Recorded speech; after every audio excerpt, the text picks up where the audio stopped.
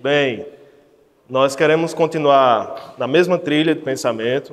O pastor Elton já iniciou falando sobre o projeto de plantação e também sobre a necessidade de entendermos os locais onde estaremos plantando ou revitalizando nossas igrejas. É de extrema necessidade nós compreendermos o que significa esse código missional e agora entender a ação que está por trás daquilo que nós faremos em nossos ministérios, que é desvendar. O grande foco está nesse verbo, desvendar. Talvez você tenha ouvido, nesses últimos tempos, a palavra código, aí na boca dos coaches, né? Até os irmãos brincaram. É o quê? O que é esse código?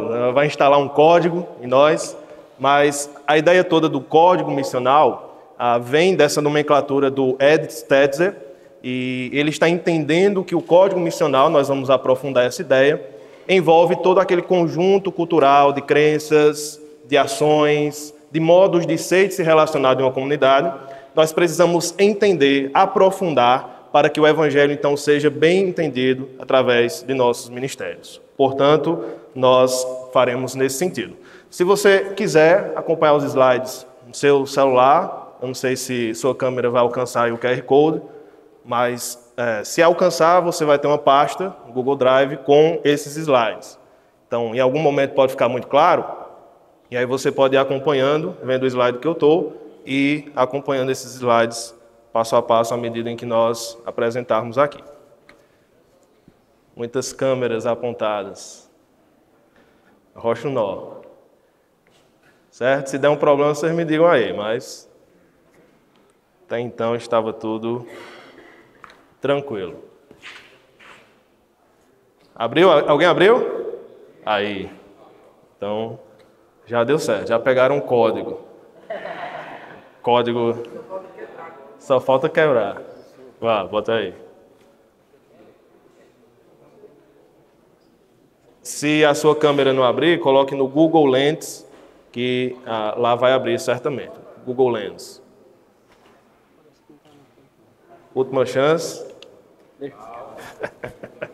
Estou brincando. No final da apresentação, você não precisa estar acompanhando essencialmente no seu aparelho, mas no final também eu vou providenciar esse material e outros.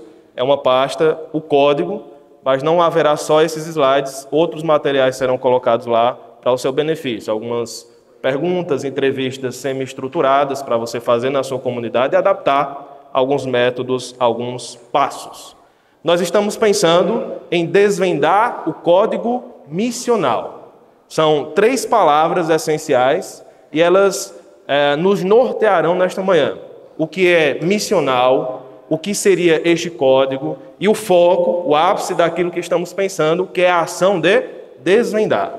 Nós estamos querendo entender como funciona esse processo, se já estamos fazendo, se não estamos fazendo, e como nós poderíamos fazer com mais qualidade, com mais intencionalidade.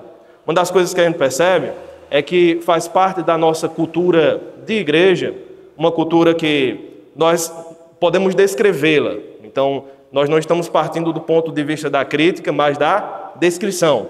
Então, nós percebemos uma dicotomia entre evangelismo e missões.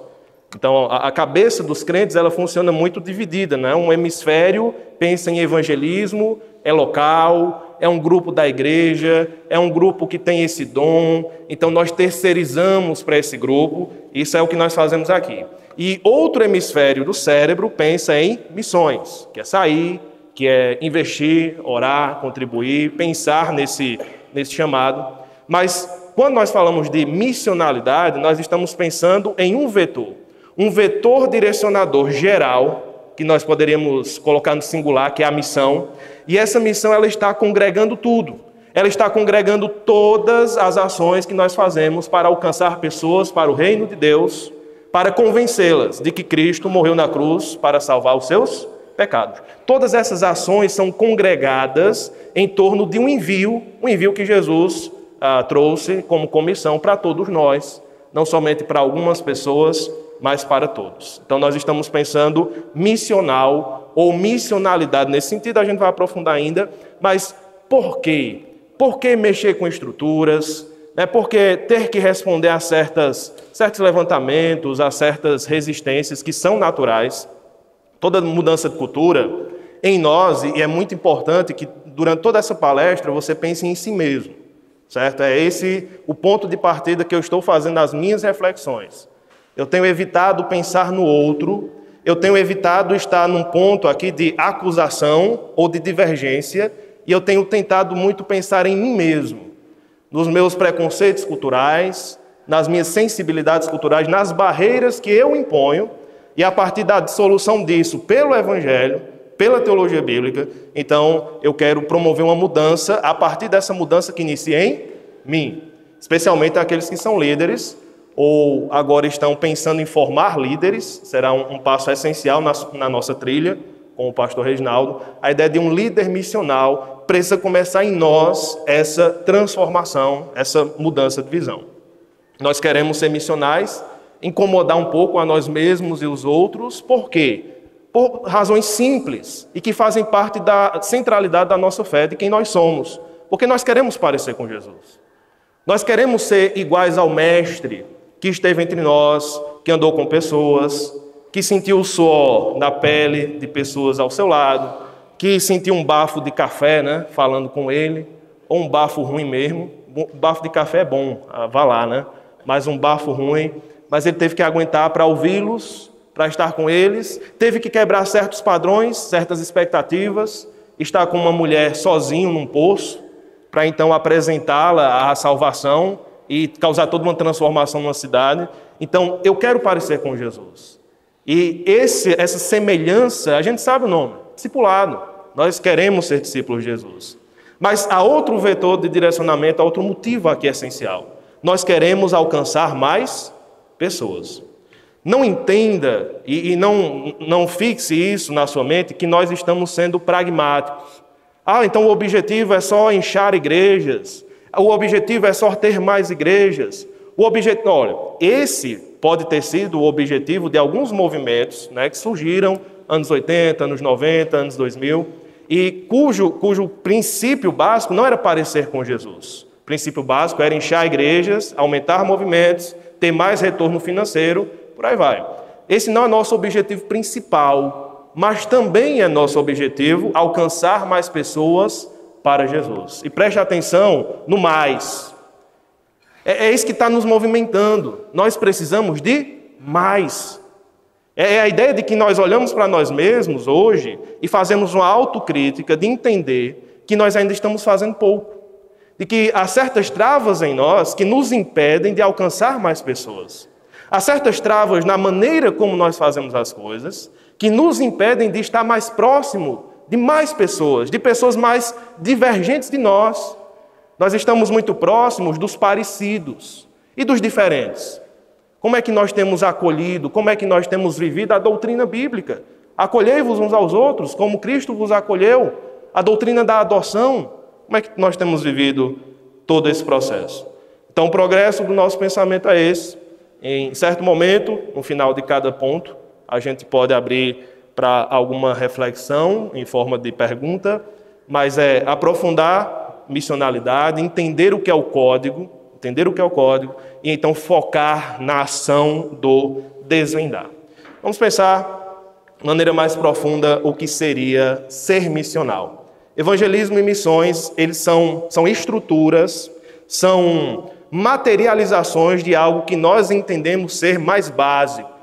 Então, quando eu evangelizo, quando eu faço uma proclamação, eu estou obedecendo a uma grande comissão, algo que é mais básico do que a forma em si. Então, é sempre aquela divisão básica, essência e forma. A essência, ela precisa se manter nas mais variadas formas possíveis, desde que essas formas elas não se contraponham a nenhum princípio ético, a nenhum princípio bíblico, a nenhum princípio escriturístico, conforme nós observamos na revelação de Deus. Mas a essência precisa se manter. Só nessa afirmação que eu estou fazendo aqui, existe um mundo de aplicações, um mundo de possibilidades e um mundo de objeções, certamente. Essas objeções, elas logo nos vêm à mente, mas o que é que nós precisamos ter como base? As Escrituras e uma sensibilidade cultural. Nem todas as formas atingirão a cultura onde nós estamos arraigados. Nós precisamos entendê-la e perceber que formas podem atingi-la de maneira mais eficiente, de maneira mais ampla, de forma que nós não deixemos pessoas de lado do nosso evangelismo, de maneira que nós não deixemos pessoas aquém da nossa proclamação.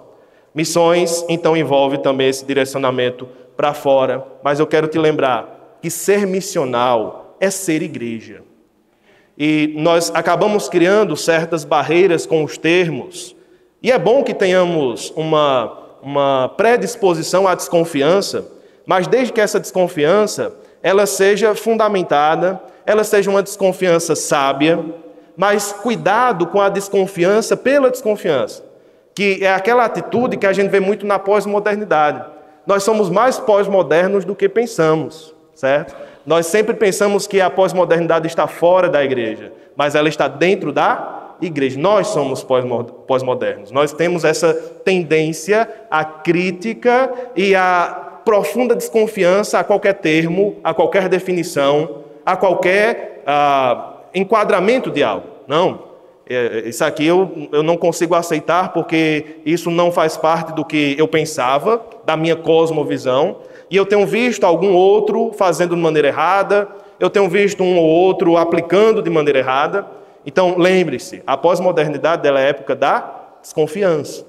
Então, quem são os cavaleiros da desconfiança? Freud desconfia de todas as intenções, tudo tem um motivo por trás.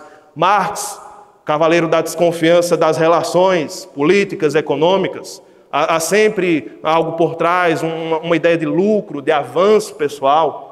Então, tenhamos cuidado de ter a desconfiança sábia, que está aberto para entender, que está aberto para mudar caso seja necessário e caso esteja dentro daquilo que nós podemos mudar de acordo com os limites que nós temos. Os limites são bíblicos, os limites estão dentro do temor do Senhor, da sabedoria a qual o Senhor nos dá. No final das contas, superadas essas desconfianças extremadas, nós entendemos nas Escrituras que ser missional é ser igreja. Por que a gente está falando de plantação e revitalização de igrejas? Por que a gente não está falando de evangelismo? Por que nós não estamos falando de proclamação? Por que essa centralidade em igrejas? Nós estamos querendo ver multiplicação de igrejas para aumentar as nossas estatísticas, ver nossos números crescendo? Será que é por isso que nós estamos focando em igreja? Não. É porque nós lemos o Novo Testamento e percebemos que o método de Deus para expandir o seu reino é através da multiplicação de igrejas. Igrejas que preparam líderes, que enviam irmãos, e essas igrejas fundam novas igrejas, e então cria-se um movimento. Não só a adição, não só a ideia de congregações como filiais de uma igreja-mãe, mas um movimento de multiplicação. Igrejas que já nascem grávidas. E esse é um processo muito bonito de ver, né? Igrejas que são plantadas ali, elas já nascem com um desejo de continuar o processo. E nascer grávida devia ser um dos objetivos que nós teríamos agora nesse novo entendimento de plantar igrejas. Que nossas igrejas agora plantadas a partir desse esforço que temos empreendido, a partir dessa reflexão que estamos empreendendo aqui, que certamente não dará todas as respostas, que certamente terá suas limitações, é óbvio que haverá limitações, porque nós estamos trabalhando com seres humanos, a partir de nós, com suas limitações, mas a partir desse esforço que essas novas igrejas plantadas, elas já nasçam grávidas, elas já nasçam com visão, elas já nasçam com essa sensibilidade a partir daquilo que nós estamos trabalhando. Ser missional é responder ao chamado do dono, do cabeça da igreja. E o dono, o cabeça da igreja, deixou a sua igreja no mundo para fazer algo. Nós temos repensado a estrutura de Sião e nós temos ido pelo caminho da igreja simples. Esse livro já foi mencionado aqui. E toda a estrutura da igreja agora se volta não só para as programações. Então, as programações não fazem a igreja. As programações permitem ou devem permitir que a igreja viva o processo de discipulado e que as pessoas que chegam na igreja, elas sejam integradas nesse processo. Então, nós temos pensado a igreja sobre 3 aspectos: adoração, comunhão e missão. E até as crianças já estão falando lá nos domingos. Adoração, comunhão e missão. Mas entendendo que a missão faz parte da natureza, da identidade da igreja. Recorda aí, quantas conferências missionárias você não já viveu, pregou ou participou? Quantas conferências? Recordo tanto, né? Quantas você ouviu o preletor, ou você foi o preletor, que disse: irmãos, não é só o pastor, não é só o missionário, não é só o líder de evangelismo, todos somos missionários, todos fomos chamados a algo. Agora, não é para chorar, olha para os resultados. As pessoas responderam a esse chamado. A realidade, embora nós possamos ver a graça de Deus fazendo milagres, pessoas que não se importavam tanto, começando a se importar, mas o que nós temos percebido é que o nosso discurso não tem gerado muitos frutos. Porque não basta nós estarmos aqui proclamando algo. Primeiro, os líderes precisam viver isso. Eles precisam primeiro viver esse processo de discipulado, que é a adoração, comunhão e missão, conforme eu tenho pensado. Você pode ir para as Escrituras e pensar no processo pelo qual a sua igreja deve viver. Mas nós devemos viver isso, deve fazer parte da nossa identidade, respirar isso. Isso começa nos líderes, mas isso também é objeto de nossas orações constantes. Deus, faz o teu povo entender quem eles são, porque se eles não entenderem quem eles são, eles serão um povo que está faltando membros neles. Eles estão deficientes, eles estão deficitários, eles não estão vivendo toda a glória, toda a felicidade, todo o poder que eles poderiam viver. A partir da ação do Espírito Santo neles, da atuação ministerial a partir de cada dom dividido entre eles pelo Espírito Santo. Ser missionário, ser igreja. E a partir dessa mudança na liderança, que nós cheguemos, cada um dos irmãos, e possamos desenvolver relacionamentos intencionais. Não só daqui, não só do púlpito. O púlpito é parte essencial nessa transformação. Mas esses relacionamentos intencionais, eles são essenciais, eles são chave. Um investimento na vida de pessoas. E essas pessoas certamente responderão com mais probabilidade esse chamado. Vamos ver alguns textos das Escrituras, bem rápido, você lembrar o que é missionalidade, o que é a identidade, ou qual é a identidade da igreja. Se você puder acompanhar João, capítulo 20, versículos 19 ao 21, é um dos envios de Jesus Cristo. Nós vamos ler rapidamente, você pode ouvir, caso não tenha aí. João, capítulo 20, versículos 19 ao 21, que assim nos diz. Ao cair da tarde daquele dia, o primeiro dia da semana, estando trancadas as portas da casa onde estavam os discípulos, com medo dos judeus, Jesus veio e se pôs no meio deles, dizendo: que a paz esteja com vocês. E dizendo isso, lhes mostrou as mãos e o lado. Então os discípulos se alegraram ao ver o Senhor. E Jesus lhes disse outra vez: que a paz esteja com vocês. Assim como o Pai me enviou, eu também envio vocês. Essa é a grande comissão joanina, uma comissão cheia de simbolismos. Nós temos a doação do Espírito Santo logo após, que é aquela condição temporária para eles fazerem até o derramamento do Pentecoste. Mas há um simbolismo aqui nessa dupla paz, nesse duplo shalom que Jesus está trazendo para os discípulos. Eles estão trancados e com medo. E essa é a situação simbólica das nossas igrejas. Nós estamos trancados. Eu não gosto da dicotomia do igreja nas suas portas, igreja que sai. Eu não gosto dessa dicotomia, por quê? A gente faz isso, né? A igreja que fica dentro de si mesma, ela não é uma igreja missional. A igreja que sai proclamando é uma igreja missional. Aí eu digo o quê? Depende. Depende do contexto, certo? Aí talvez alguns estejam próximos de grandes condomínios, né? Condomínios de luxo. Você acha que sair batendo nas portas vai adiantar alguma coisa? Não, mas a igreja tem que sair. Depende. As estratégias mudam.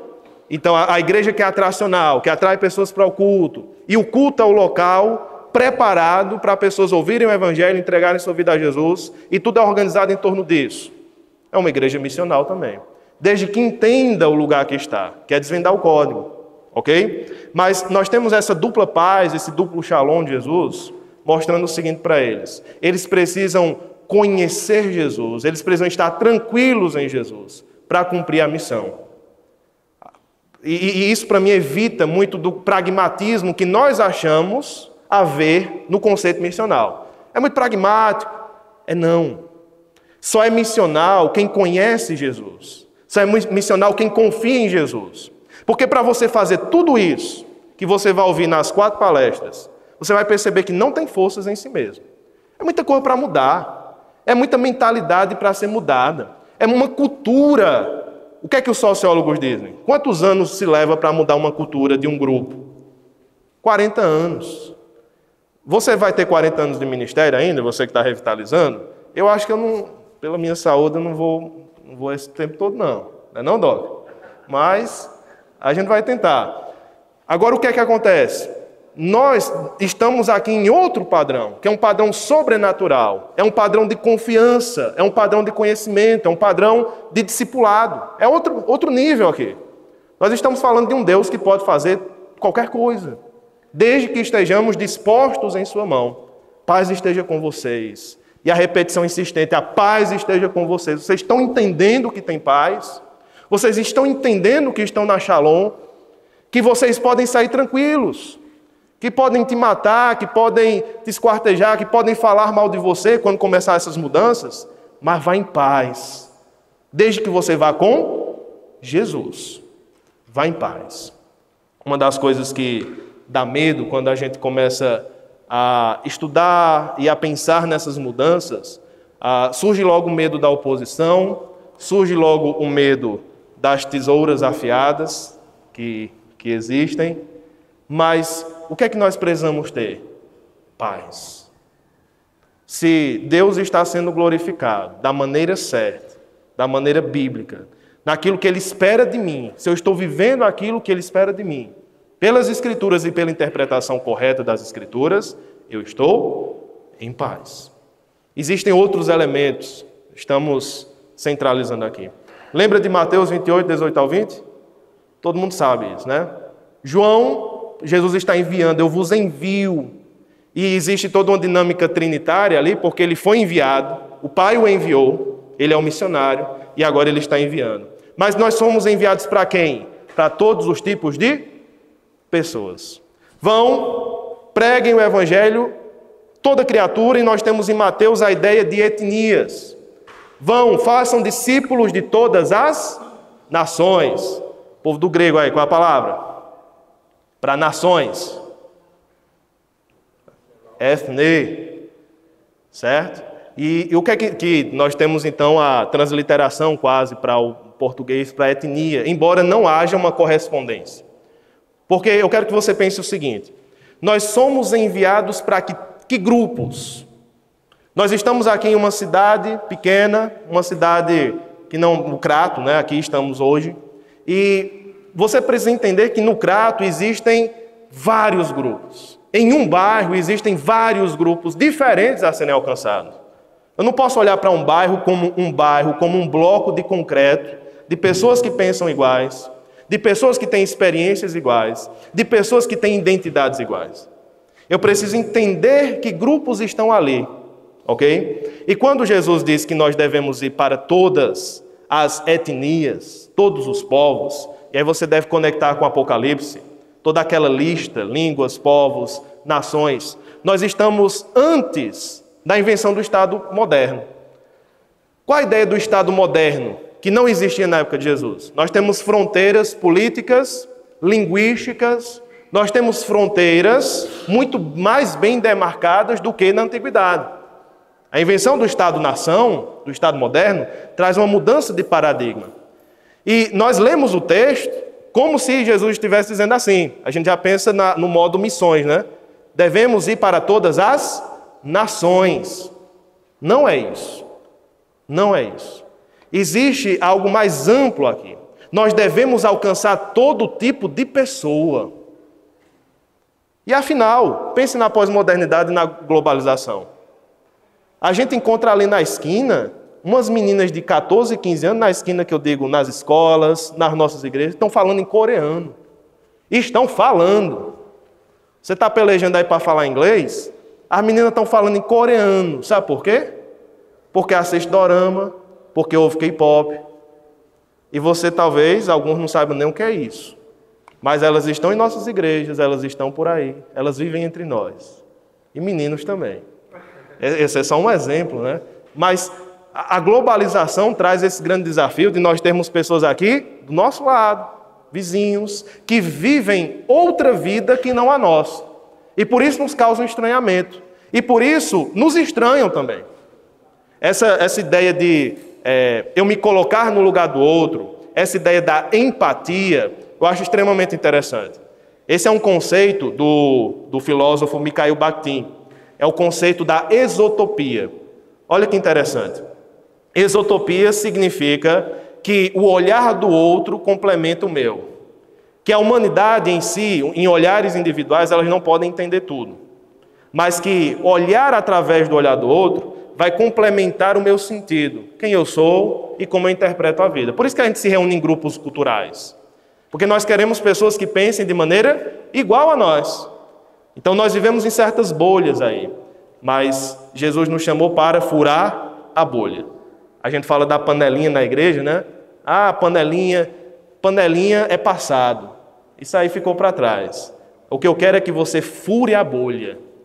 A bolha é mais ampla que a panelinha. Panelinha é um problema pequeno. O problema é a bolha que nós vivemos. Uma bolha evangelical. Uma bolha que não se comunica com as pessoas que estão lá fora. Precisamos furar mesmo. Nós fomos enviados para todos, sem exceção. Nós fomos enviados com uma mensagem. Lucas deixa muito claro que é uma mensagem sobre a morte. É uma mensagem sobre a ressurreição. Essa mensagem, ela é descrita em proposições filosoficamente organizadas e sistemáticas? Ou o evangelho é organizado em torno de uma narrativa, de uma história? Eu falo que Jesus nasceu, quando eu falo que ele encarnou, que ele viveu entre homens, que ele morreu, ele ressuscitou, ascendeu aos céus, eu estou usando verbos. Eu estou usando verbos no gerúndio porque eu estou contando uma história. A gente fala que a pós-modernidade é a época da narrativa, mas eu acho sempre essas afirmações muito pretensiosas. A humanidade ama histórias. E é por isso que Deus se revelou na história e o Evangelho é uma história. Então nós temos uma mensagem que ela é fiel, é inspirada, é inerrante, está na primeira parte das nossas confissões de fé, não é? A Bíblia é o princípio, a Bíblia é a ordem, a Bíblia é o fundamento, é a autoridade da igreja. Amém, amém e amém. Para sempre será, até Cristo voltar. Mas, meus amados irmãos, essa mensagem ela pode ser contada de variadas formas. E variadas formas fiéis, variadas formas inteligentes e perspicazes. Fica muito claro, não preciso nem falar isso para você, os modos como Paulo prega em Atos, né? Atos demonstra Paulo em vários contextos diferentes, pregando de maneiras diferentes. Inclusive, em uma de suas pregações, ele não cita as Escrituras, em Atos capítulo 17. Porque ele está partindo de um povo secularizado, um povo que não conhece as Escrituras, ou um povo que é rebelde às Escrituras, desde que ela seja aberta e lida. Então, Paulo parte de um princípio cultural, de algo que eles creem, e traz então, uma cosmovisão e o Evangelho. O Evangelho precisa estar lá. Somos enviados para todos com uma mensagem, mas somos capacitados pelo Espírito. E aqui está o meu consolo, porque quando estudo cultura, quando estudo mudanças culturais, mudanças de paradigma, quando eu vejo a globalização, eu não sei você, mas eu vou ficar agoniado. Como é que, humanamente falando, eu vou alcançar esse tanto de gente? Como é que, humanamente falando, a igreja não está fazendo o básico, que a gente entende que é sair e pregar o Evangelho? Como é que a gente vai levar a igreja a esse ápice, a esse patamar de ter sensibilidade, de ter aplicações diferentes, métodos diferentes para pessoas diferentes? Confie. Para mim, o princípio que eu tenho percebido é: faça, seja convencido. Una-se com outros que também estão pensando em fazer, que estão orando por isso. A amizade, o compartilhamento de visão é essencial. Assim como a amizade pode ser uma pedra que te coloca para baixo, porque nós gostamos de nos unir com pessoas que nos deixam em locais confortáveis, né? Mas a amizade também pode ser algo que te tira desse local, que causa desconforto. E esse desconforto é muito bom para nós. A oração conjunta, o compartilhamento de visão, ver o outro fazendo, esse impacto que causa em nós acaba sendo uma bênção para todos nós. Mas nós somos capacitados pelo Espírito Santo. Devemos nos tranquilizar, nos santificar, fazer o que é básico. E a partir desse básico e pela visão, nós vamos conseguir alcançar lugares mais altos. Mas é difícil. Isso é uma operação extremamente difícil. Porque ela vai de encontro àquilo que meu coração não quer. A um local que meu coração não quer chegar. Que é ter confrontadas as minhas preferências. Que é ter confrontadas as minhas experiências ou o que eu acho que é certo. Não o que a Bíblia acha que é certo. Então, sempre que a gente fala sobre cultura, mudança cultural, contextualização, nós vemos alguns corações inflamados. E é bom que esse coração se inflame, porque fica muito claro que o que está sendo confrontado não é sempre, não é a Bíblia, não é a teologia, mas são as preferências pessoais daquela pessoa. E quando nós temos nossa cultura confrontada, ou um ídolo confrontado, nós ficamos fora de nós mesmos. Ser missional é ser discípulo de Jesus. É ser aquilo que eu fui chamado para ser quando fui criado. A imagem e semelhança do Filho de Deus. Mesmo que isso vá de encontro àquelas minhas crenças ou aquilo que eu acho bom, bonito e belo. É assinar minha declaração de falência. Eu não sei o que é bom. Eu quero aprender com Jesus o que é bom. Eu quero aprender com Jesus o que é justo, o que é bonito. Aqui é o ponto. Esse é o ponto. Essa é a barreira que é em cada um de nossos corações. Nós queremos impor aquilo que achamos bom, bonito e justo, mesmo quando Jesus não concorda conosco. Lembra que o princípio do discipulado qual é? Negar a si mesmo. Sem isso não há discipulado. Lembre-se de Filipenses capítulo 2, e Filipenses capítulo 2 ele tem uma unidade belíssima, e abra aí comigo, só para você observar com mais profundidade. Filipenses capítulo 2, toda a unidade do texto está em torno do exemplo do discipulado e de considerar o outro superior a si mesmo. Olha aí o versículo 3, capítulo 2, versículo 3, por favor. Não façam nada por interesse pessoal ou vaidade, mas por humildade, cada um considerando os outros superiores a si mesmos. E os irmãos conhecem muito bem os versículos 5 a 11, o hino de exaltação, mas o hino de exemplo. Jesus é colocado como exemplo fundamental do discipulado, para que essa ação seja vivida na igreja, considerar o outro superior, de sacrificar-se pelo outro. Mas é interessante perceber que a gente, às vezes, coloca as coisas em um nível transcendental, né? E nós utilizamos certas desculpas por as coisas estarem num nível transcendental. Não, mas é Jesus. A vida real é outra. Ninguém vive isso na igreja. Mas se Paulo está exortando, é porque existe uma possibilidade disso acontecer. E a gente vê isso na vida de alguns aqui. Olha comigo, versículo 19. A repetição dos temas de Jesus e da exortação anterior estão aqui. Versículo 19. Espero no Senhor Jesus enviar-lhes Timóteo o mais breve possível, a fim de que eu me sinta animado também ao receber notícia de vocês. Porque não tenho ninguém com esse mesmo sentimento e que se preocupe tão sinceramente por vocês. Olha a palavra, sentimento. Tenham em vós o mesmo sentimento que houve em Cristo Jesus. Está vendo o paralelo? Timóteo, e a ideia é que nós temos um verbo aqui composto com a preposição sin. Sin, de sincronia, que é a ideia de estar junto.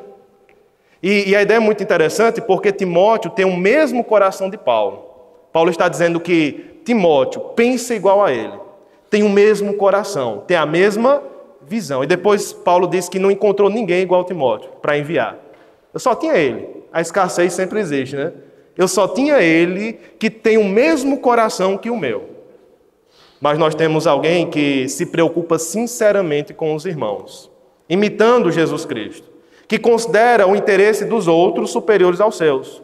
Ou seja, ele pegou a sua agenda pessoal e rasgou, e então agora está obedecendo a agenda de Jesus. Importam os interesses dos outros, importa que os outros conheçam a Cristo através da minha vida. Mas Epafrodito ele é colocado então como o segundo exemplo, no versículo 30. Porque por causa da obra de Cristo, ele, Epafrodito, quase morreu, arriscando a própria vida, para suprir a ajuda que vocês não podiam me dar pessoalmente. Epafrodito então, ele reflete a segunda parte do hino, que Jesus humilhou-se e obedeceu até a morte, morte de cruz. E agora quem está imitando Jesus? Epafrodito. A ponto de servir às portas da morte, de entregar-se à própria morte, caso fosse necessário para servir aos irmãos, para servir Paulo. Timóteo considera os outros superiores. Epafrodito entrega-se à morte, como um Cristo ao seu irmão, como dizia Lutero. Entrego-me como um Cristo ao meu irmão. Esse tipo de sentimento básico, que eu creio que a maioria de nós prega e vê nas Escrituras, é o que precisa tornar-se a prática da igreja, não só no nosso discurso, mas no modo como nós lidamos com os de fora, considerando eles superiores às nossas preferências, considerando a salvação deles mais importante do que certos padrões que eu carrego na minha mente ou do qual eu fui convencido no decorrer do tempo. Ter a mesma atitude de Jesus, ter o mesmo coração de Paulo.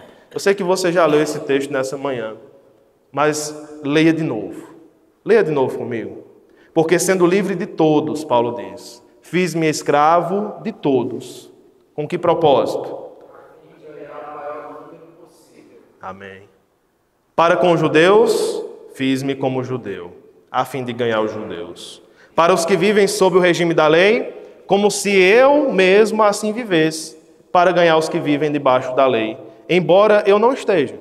Aos sem lei, como se eu mesmo fosse, não estando sem lei para com Deus, mas debaixo da lei de Cristo, para ganhar os que vivem fora do regime da lei. Fiz-me fraco para com os fracos, a fim de ganhar os fracos. Fiz-me tudo para com todos, a fim de, por todos os modos, salvar alguns. Tudo faço por causa do Evangelho, para também ser participante dele. Nós ouvimos, ainda hoje pela manhã, que isso é um grau de comprometimento extremo para com o Evangelho. E a pergunta que fica é, qual é o nosso grau de comprometimento? Até onde nós estamos dispostos a ir? O que nós estamos dispostos a sacrificar para que o Evangelho seja conhecido? Em nenhum momento nós percebemos nada nas Escrituras, nada em Atos, nada no movimento de Deus no início, onde eles sacrificaram teologia, eles sacrificaram aquilo que é correto, eles sacrificaram a ética. Em momento nenhum isso aconteceu. Mas o que foi que eles sacrificaram no altar de Jesus? Cultura de berço, religiosidade de berço, preferências linguísticas, preferências de vestes, preferências de locais. Tudo isso foi sacrificado. Alguns à força, como Pedro, né? Teve que receber um chacoalhão, mas precisou sacrificar no altar de Jesus, porque senão não alcançaria pessoas. E nós temos esses dois propósitos. Eu quero obedecer Cristo, eu quero amá-lo, mas eu também quero alcançar pessoas. Esses dois propósitos, eles não são contraditórios. Eles são apenas um, no final das contas. Porque Cristo mandou que eu alcançasse pessoas. Fiz-me tudo para com todos. Você percebe a versatilidade nesse comprometimento. Essa versatilidade que é a nossa ênfase aqui. Você é um ser cultural. Todos nós somos. O primeiro passo é admitir que nós temos uma cultura ou culturas, e essas culturas elas influenciam-nos, às vezes mais do que a nossa própria crença em Jesus. O primeiro passo é admitir. Admitir, certo? Eu tenho minhas preferências, eu sou assim. E a partir disso, eu tenho que entender por onde deve começar a transformação na minha vida. a ponto de que eu chegue nessa versatilidade de Paulo. A versatilidade de Paulo envolve ter contato com vários grupos e conseguir alcançar todos esses grupos, porque ele fez tudo para com todos. E eu estou falando de Paulo, mas você sabe muito bem quem ele está imitando. Você sabe muito bem para quem Paulo está olhando para fazer isso. Ele está olhando para Jesus. Não tem outro exemplo. Não tem outro padrão que não seja um padrão bíblico, que não seja um padrão escriturístico. Então, esse cuidado com a desconfiança que eu estou trazendo para vocês é esse. Por vezes, nós olhamos para certas mudanças de paradigma, para certos termos e dizemos, olha, isso vai mudar o evangelho, isso vai quebrar a nossa doutrina. Isso é uma outra cultura, sendo que nós não estamos percebendo que nós estamos vivendo uma cultura também. Nós dizemos que é só uma modinha cultural, sendo que a nossa solução é continuar em uma cultura também. Certo? Porque nenhum de nós escapa da bolha. Nenhum de nós escapa. A única maneira de escapar da bolha cultural, sabe qual é? É sendo o cidadão dos céus. Quando você é cidadão dos céus, você escapa da bolha. Mas enquanto estamos aqui arraigados, estamos dentro você pode lutar, batalhar, mas a bolha é flexível. Você batalha, a bolha se amolda a você. Eu não quero me render a essa cultura, se render a outra. Eu não quero me render a essa, se render a outra.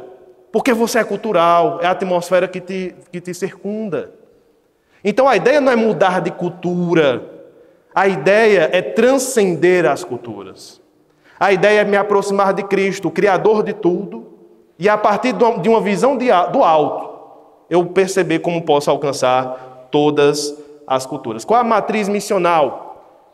E aqui, segundo Ed Stetzer, a matriz missional ela parte da cristologia. Não existe movimento missional, igreja missional, só com metodologias. E a gente viu isso acontecendo no movimento da igreja emergente, né? No movimento de multiplicação de igrejas. Um foco extremado nas metodologias. O pessoal aqui no Brasil pegava aquele livro Igreja com Propósitos, né? E pegava aquela metodologia do Rick Warren e queria aplicar aqui. E na maioria das vezes não dava certo. E por quê? Porque o método, e isso não foi entendido, o método ele não é um padrão. O método é flexível de acordo com o nosso contexto. Por isso que a gente está falando de desvendar o código missional. O código missional de fora, o código missional do vizinho não é o mesmo meu. Eu preciso entender o padrão central e então as variadas aplicações.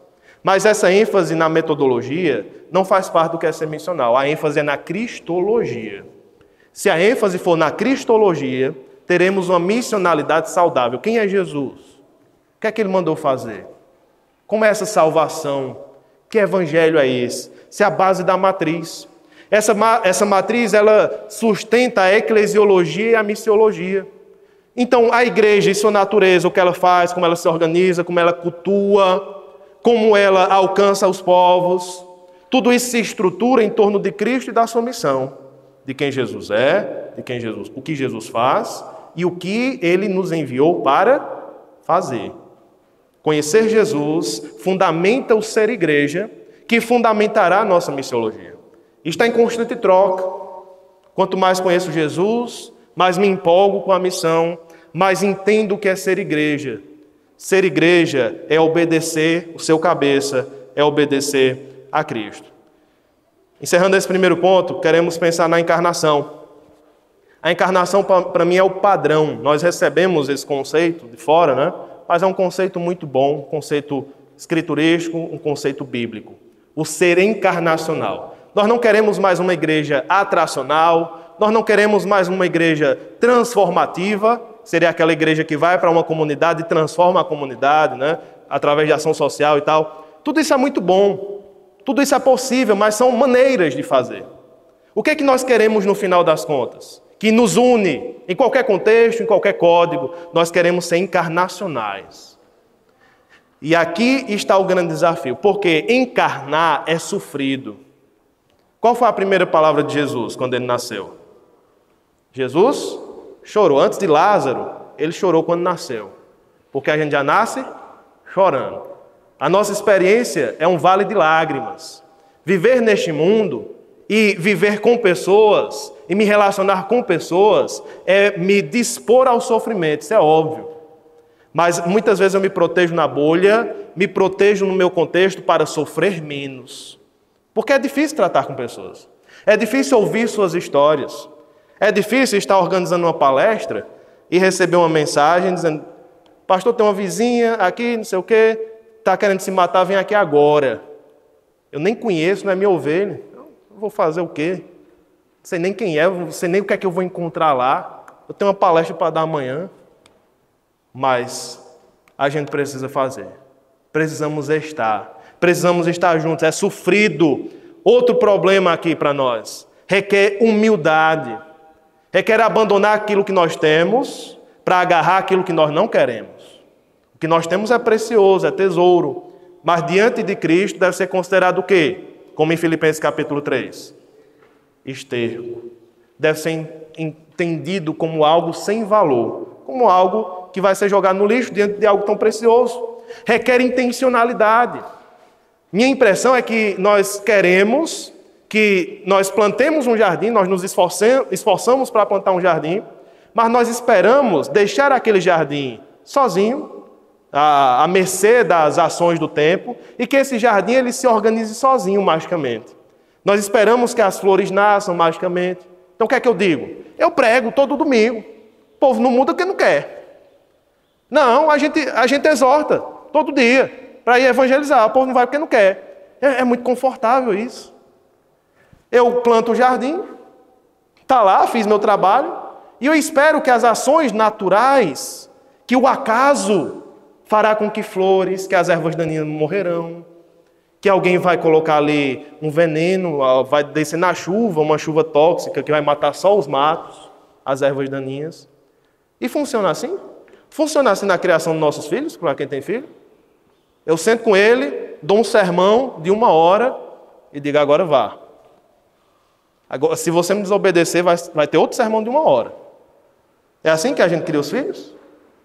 Não. Nós vivemos com eles. Nós estamos com eles. Então é interessante porque a intencionalidade começa dentro da bolha mesmo.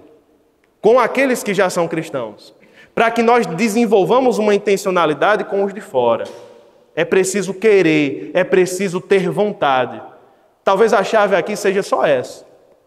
Talvez o que esteja faltando, na maioria de nós, seja só isso. Vontade. Bora fazer? Bora se animar? Bora tentar outras coisas, desde que dentro do Evangelho, mas bora ver outros métodos. Bora errar um pouquinho. Mas vamos mudar, vamos sair da inércia. Encarnacional também requer reconhecer limitações. E aqui está um ponto. Nós não estamos esperando que todas essas mudanças aconteçam e aconteçam de maneira perfeita. Nós somos limitados. Você não vai conseguir compreender todas as culturas, desvendar todos os códigos missionais. Mas você pode fazer muito. E aquele outro irmão que tem outra habilidade pode fazer outra coisa. Então a igreja em conjunto pode suprir as carências uns dos outros. Ok? Devemos evitar preconceitos.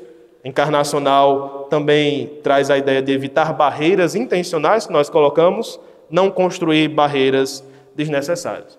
Reflexão.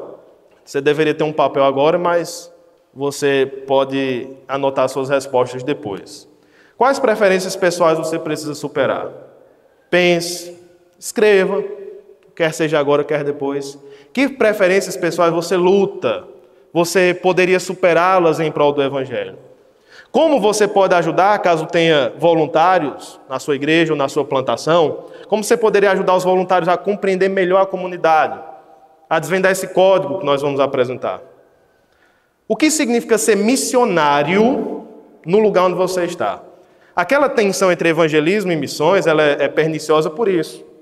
Porque nós achamos que contextualização é só para o missionário. E os missionários são craques nisso. Amém. Eles estudam a comunidade, né? Eles veem os dados do IBGE. Mas eu sou pastor, não preciso disso, não. Só precisa ele. Porque ele está lá, é um local difícil. Mas aí vem dessa divisão que nós fazemos. Todos nós precisamos contextualizar. O que é que significa ser missionário onde você está? E responda essa pergunta também: como seria a sua igreja se ela fosse missional? Qual o retrato que você pinta em sua mente, caso sua igreja vire a chave para esse lado?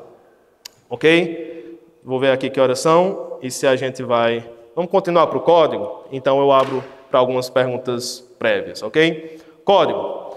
Nós temos então o divórcio da teologia e da missão. Esse divórcio é o que causa muitos dos nossos problemas hoje. Missão sendo feita sem teologia, então uma ênfase nas práticas, nas metodologias e não no evangelho. E por outro lado, uma teologia sem missão, uma teologia divorciada da missão de Cristo, que torna-se conhecimento pelo conhecimento, e não para se fazer algo, e não para obedecer. Lembre-se de dois fatos essenciais que nos conectam, que conectam teologia à missão. Primeiro, a cultura é uma atmosfera inescapável, começando em você. Não tenha medo de cultura, não. Você é um ser cultural. Mas lembre-se que a teologia cristã bíblica, ela oferece respostas para a cultura. Qual foi o problema dos liberais? Os liberais partiram das perguntas da cultura e moldaram as respostas bíblicas para satisfazer as perguntas que a cultura trazia. Nós não estamos dispostos a moldar, mas nós estamos ou deveríamos estar dispostos a ouvir as perguntas. Se você tiver à disposição, à vontade, dá uma observada no ministério de Timothy Keller. Uma das grandes ênfases dele, onde ele estava, naquele grande centro em Manhattan, uma das grandes ênfases era ouvir as perguntas que as pessoas tinham. Quais eram os dilemas deles? Quais eram os incômodos? Por que eles estavam tristes? Por que eles não acreditavam em Deus? Quais eram as barreiras deles? Então ele sentava para ouvir. Então ele chamava para o debate. E todo o ministério, inclusive as pregações dele, eram voltadas para responder a essas perguntas. As necessidades daquele local. E por que a gente não faz isso? Nós temos uma Bíblia que é extremamente exaltada entre nós, porque é a única revelação de Deus, é o único modo de entender a vontade do Criador. Nós exaltamos as Escrituras, mas muitas vezes é uma exaltação teórica, porque quando vamos dar respostas à cultura, somos tímidos, nem buscamos dar essas respostas, mas nós temos a solução, nós temos o material, falta a disposição para alcançar, falta a disposição. Teologia bíblica responde a essas perguntas. Talvez fique confuso para você aí, pelas cores, mas essa é uma metáfora que nós utilizamos para explicar o que é cultura. Então, é a metáfora da cebola, né? Ela é bem conhecida, embora tenha suas limitações, mas qual a parte mais externa dessas camadas? O que é que a gente observa assim que chega numa cultura ou num grupo cultural? Nós observamos costumes, comportamentos, o que é que eles gostam de ter ou almejam ter, bens materiais, ambiente construído. Essa é a parte mais exterior da cultura. Mas à medida que nós vamos nos aprofundando, nós vamos entendendo que há outros elementos que se interpõem e que se intercomunicam. Uma camada mais interna, as instituições. Então, nós temos a jurisprudência, nós temos a educação, a política, a vida familiar, governo. Tudo isso também dita muito dos costumes e está interconectado. Mais internamente, um conjunto de valores. O que é que as pessoas consideram como certo, como justo e como belo? E na parte mais interna, nós temos aquilo que chamamos de cosmovisão. Muito tem se falado sobre cosmovisão e meu cuidado com essa ênfase na cosmovisão é essa. É esse. Cosmovisão é o elemento mais interno, mais inalcançável na vida de alguém. E quando nós pensamos nos estudos de cosmovisão ou de transformar a cultura, nós queremos alcançar logo a parte mais interna. Nós queremos ir direto para o centro da questão. E você percebe que quando, talvez você leia alguns textos sobre cosmovisão dos reformados, é um conceito muito cognitivo, muito intelectual. E eu já ouvi essa crítica e ela é bem interessante. Cosmovisão, intelectualidade, tudo. Vai para uma favela e vê se o pessoal tem uma cosmovisão pensada e bem delineada sobre as coisas, sobre o que é justo, sobre o que é belo. Você vai encontrar isso lá? Então, o próprio conceito de cosmovisão é cultural e parte de uma certa, não vou usar a palavra elite, mas de um pessoal que tem uma condição econômica melhor, que tem uma condição intelectual melhor, e interpreta a cultura a partir desse óculos, a partir desse texto. E é interessante perceber que cosmovisão é o último lugar onde nós vamos alcançar. Nós começamos alcançando comportamentos, estando com pessoas, naquilo que elas fazem, naquilo que é mais óbvio.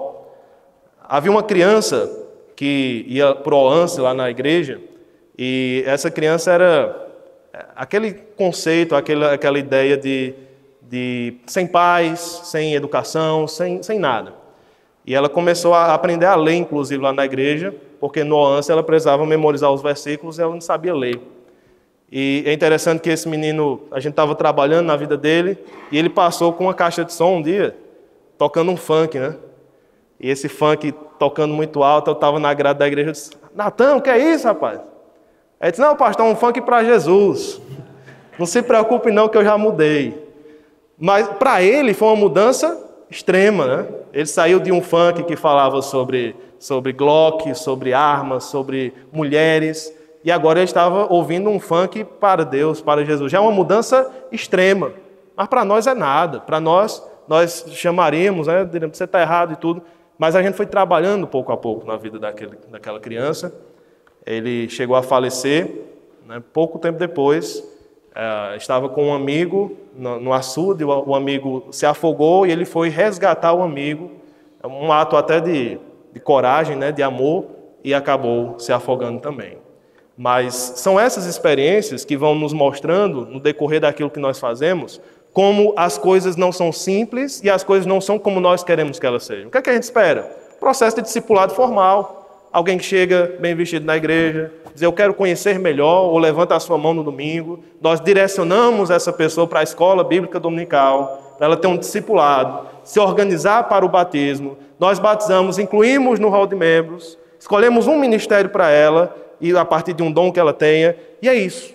E ela vai continuar até o fim da sua vida assim. Mas o processo é assim, bonitinho, bem limpinho, todo tempo? Não, porque as culturas, elas são diferentes, os desafios são diferentes. O Edith Stetzer fala de glocal. O desafio agora é entender que nós temos um contexto global e um contexto local. Eu chego na casa das pessoas, eu tenho essa influência mundial, eu tenho a Netflix, eu tenho as redes sociais, eu tenho influências de vários países. É um conceito globalizado.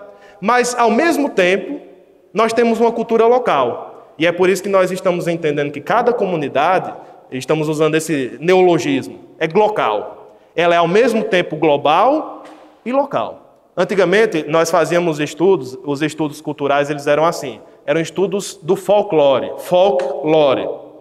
E a ideia de folk, né? É de popular, de algo das regiões mais baixas, o pessoal, enfim, que tem suas lendas, suas tradições. E os estudos culturais iam por esse caminho.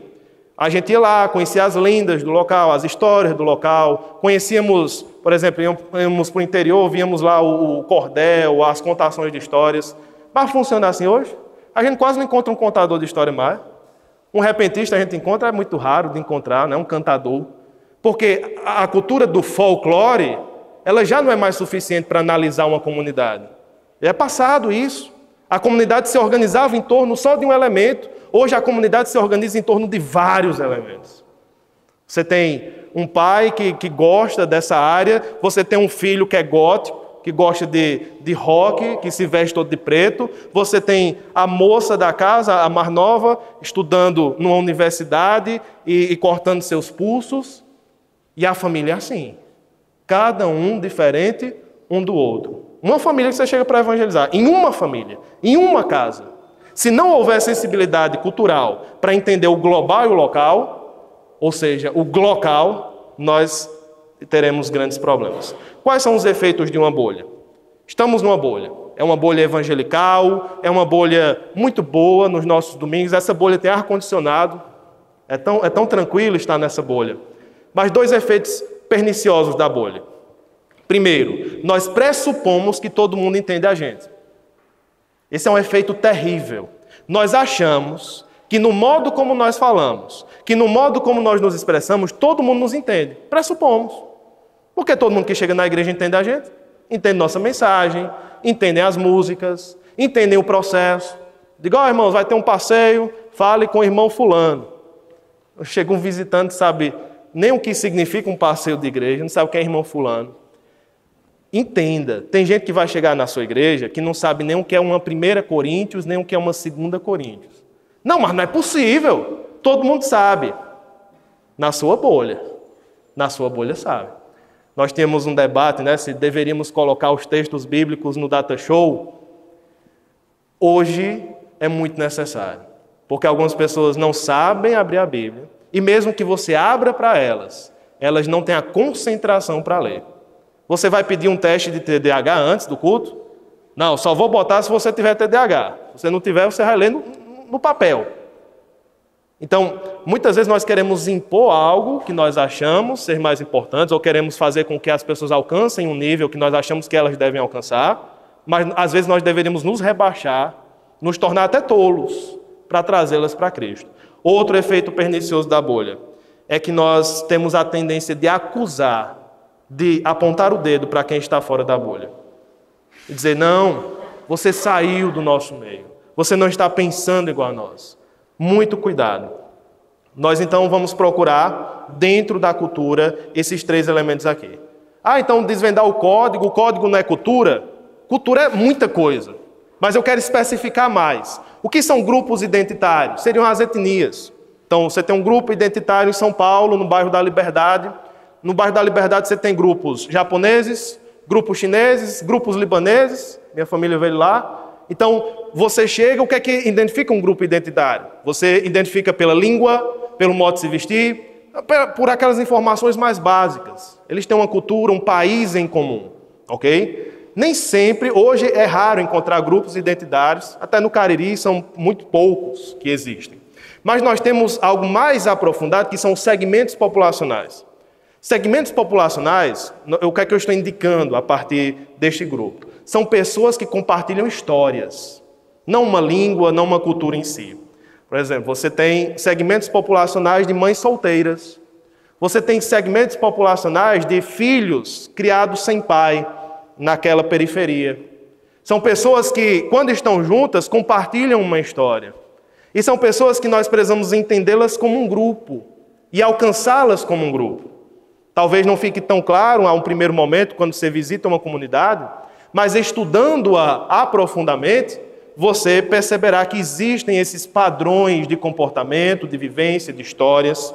Mas nós temos ainda um terceiro elemento, são os ambientes culturais. Aqui é mais voltado para a geografia. Deixa eu te dar um exemplo, né? Como é que a gente alcança o campus universitário? Porque eu vou lhe dizer uma coisa, você vai chegar, você vai evangelizar numa porta, bater lá, quem é que vai atender e quem é que vai ouvir, muitas vezes? Vai ser, na maioria, pelas contas que eu tenho visto, um idoso. Ele ainda vai ter o respeito, né? Se ele não for extremamente de outra religião, muito fundamentalista, ele vai sentar a ouvir. Mas os jovens, eles saem, eles vão ouvir você. A maioria das vezes eles estão na universidade, estão estudando de noite. Né? Os irmãos gostam do evangelismo noturno, porque estão trabalhando, mas de noite eles estão na universidade. Como é que a gente vai alcançar eles? Então você tem que pensar no ambiente cultural universitário, no campus, no campi. Como é que a gente alcança campus universitário? Como é que a gente chega lá? Como é que nós desenvolvemos ministérios lá? É uma grande preocupação minha, porque eu vejo que esses ministérios universitários, eles estão dominados por uma teologia ruim. Certo? A BU, entre outros, acabaram virando uma porta para qualquer um chegar e pregar o que quiser, e nós não temos uma presença lá, que deveríamos ter. Mas também é uma porta aberta. Também é uma porta aberta. Sim, está aberto. É quem chegar lá faz. E a gente não chega. A gente não se importa. Nós preferimos sentar, né? O jovem universitário prefere sentar com seu lanchinho, fazer seu devocional, mas não se envolver com os outros, não estar com os outros. Pense nos condomínios fechados. Condomínios de alto padrão, de médio padrão, até condomínios governamentais. Como é que nós alcançamos essas pessoas? São ambientes culturais que desenvolvem uma cosmovisão interna. Então pense nesses 4 grupos, quando você quiser fazer um estudo, né? Nós estamos fazendo um estudo cultural. Faça um estudo dos que estão na igreja, os que foram alcançados. Quem são eles? Qual o perfil deles? Pense também nos que estão na igreja, mas não foram alcançados. Esse grupo está crescendo muito. Eu não sei nas suas igrejas, mas tem chegado pessoas que nunca ouviram o evangelho, nunca estiveram em igreja de crente, mas alguém convida, uma família convida, eles se sentem acolhidos e eles vão. Eles vão 1 ano, 2 anos, não se convertem, mas eles estão conhecendo o que é ser crente. E às vezes com 2, 3 anos eles dizem, pastor, eu entendi o evangelho, quero... E esse grupo tem crescido, é muito interessante. Porque nós vimos conversões muito rápidas e conversões muito dramáticas, né? Hoje o pessoal está querendo conhecer mais, viver mais. Porque se a comunidade passar a perna neles, se eles forem magoados, se eles não forem aceitos, eles vão procurar outra igreja. Se eles não forem acolhidos, eles vão procurar outra igreja. Eles querem conhecer Jesus, mas eles querem estar em um local que os acolha. Por isso que eles têm essa desconfiança. Hoje nós estamos em um momento de extrema desconfiança. As pessoas têm desconfiança sobre Deus, sobre o problema do mal, sobre as Escrituras, sobre os crentes. Então, vencer essa barreira da desconfiança é um grande desafio. Outro grupo, aqueles que não frequentam a igreja assiduamente, os desigrejados. Foram alcançados, mas não estão na igreja. É que podemos alcançá-los novamente. E, enfim, o grupo daqueles que não frequentam a igreja não foram alcançados. As barreiras que nós temos que vencer da imagem. A imagem que a igreja tem lá fora. Como é que nós podemos mudar essa imagem, muitas vezes negativa? Barreiras culturais. Algumas pessoas chegam na igreja e se sentem mal vestidas. Certo? Vem o pastor de terno, todo mundo muito bem organizado, muito bonito. E eles só viram isso num juizado, por exemplo. Eles não viram em canto nenhum. Eles só viram um juiz vestido assim. E elas, às vezes, se sentem com uma roupa que não condiz com o ambiente. Ouvem uma música que nunca ouviram. Estão em um ambiente organizado que nunca estiveram. Essas barreiras culturais precisam ser levadas em conta. Não estou dizendo que você precisa mudar roupa ou a sua liturgia, mas pelo menos pense sobre isso. Pelo menos pense. O desafio é pensar. Não é mudar agora, é pensar. Barreira do evangelho. Agora, essa barreira aqui, não tem o que fazer. O evangelho é uma barreira para o homem natural. Paulo faz lá, parte lá de um conceito cultural em Atos 17, mas quando ele fala da ressurreição, cada um vai para um canto. Certo? O escândalo do evangelho não pode ser evitado. E não vai ser evitado. Nós vamos chegar a essa barreira, é uma barreira que a gente impõe. Você precisa crer no evangelho, se arrepender de seus pecados. Agora, o problema é que nós impomos barreiras de imagem e de cultura intencionalmente. Então, ao invés do descrente, ele ter que romper uma barreira que é da sua fé, que é da sua crença, ele tem que romper outras. Que é de uma má imagem da igreja, uma cultura diferente da igreja, de não ser bem aceito. Então, a barreira do compromisso. Se converteu, pois vai se comprometer com Jesus. É uma barreira natural também, nós não podemos evitá-la. Ed Stetzer diz, para nós encerrarmos esse primeiro momento, a igreja missional não deve rejeitar os mandamentos das Escrituras, mas deve rejeitar as barreiras culturais. E eu ouvi alguém falando isso e ficou muito marcado no meu coração, que a única barreira que o descrente tenha na sua igreja para conhecer Jesus seja o evangelho.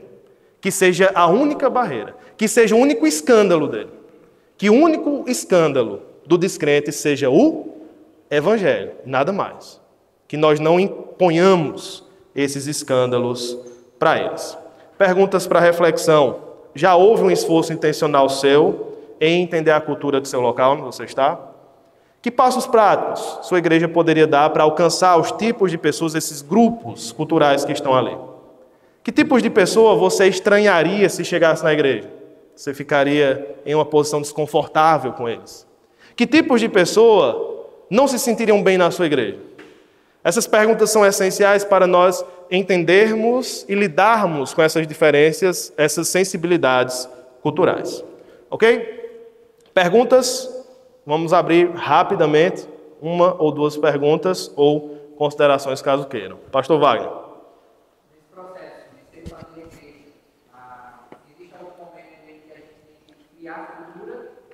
Porque parece que a ideia é que a gente está tentando criar cultura antes de alcançar. Isso. Uhum. Então, nós importamos uma cultura para um local antes de conhecer a cultura do local. É muito aquela ideia, por exemplo, eu trabalho muito bem com futebol evangelístico lá no nosso bairro, no Pio 12.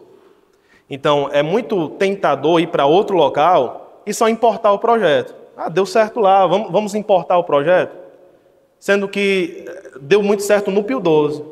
é um bairro necessitado, é um bairro cheio de adolescentes que estão na rua sem fazer nada. Então, quando eles veem o futebol lá, eles vibram, vamos fazer alguma coisa, vamos brincar, vamos numa quadra e tudo.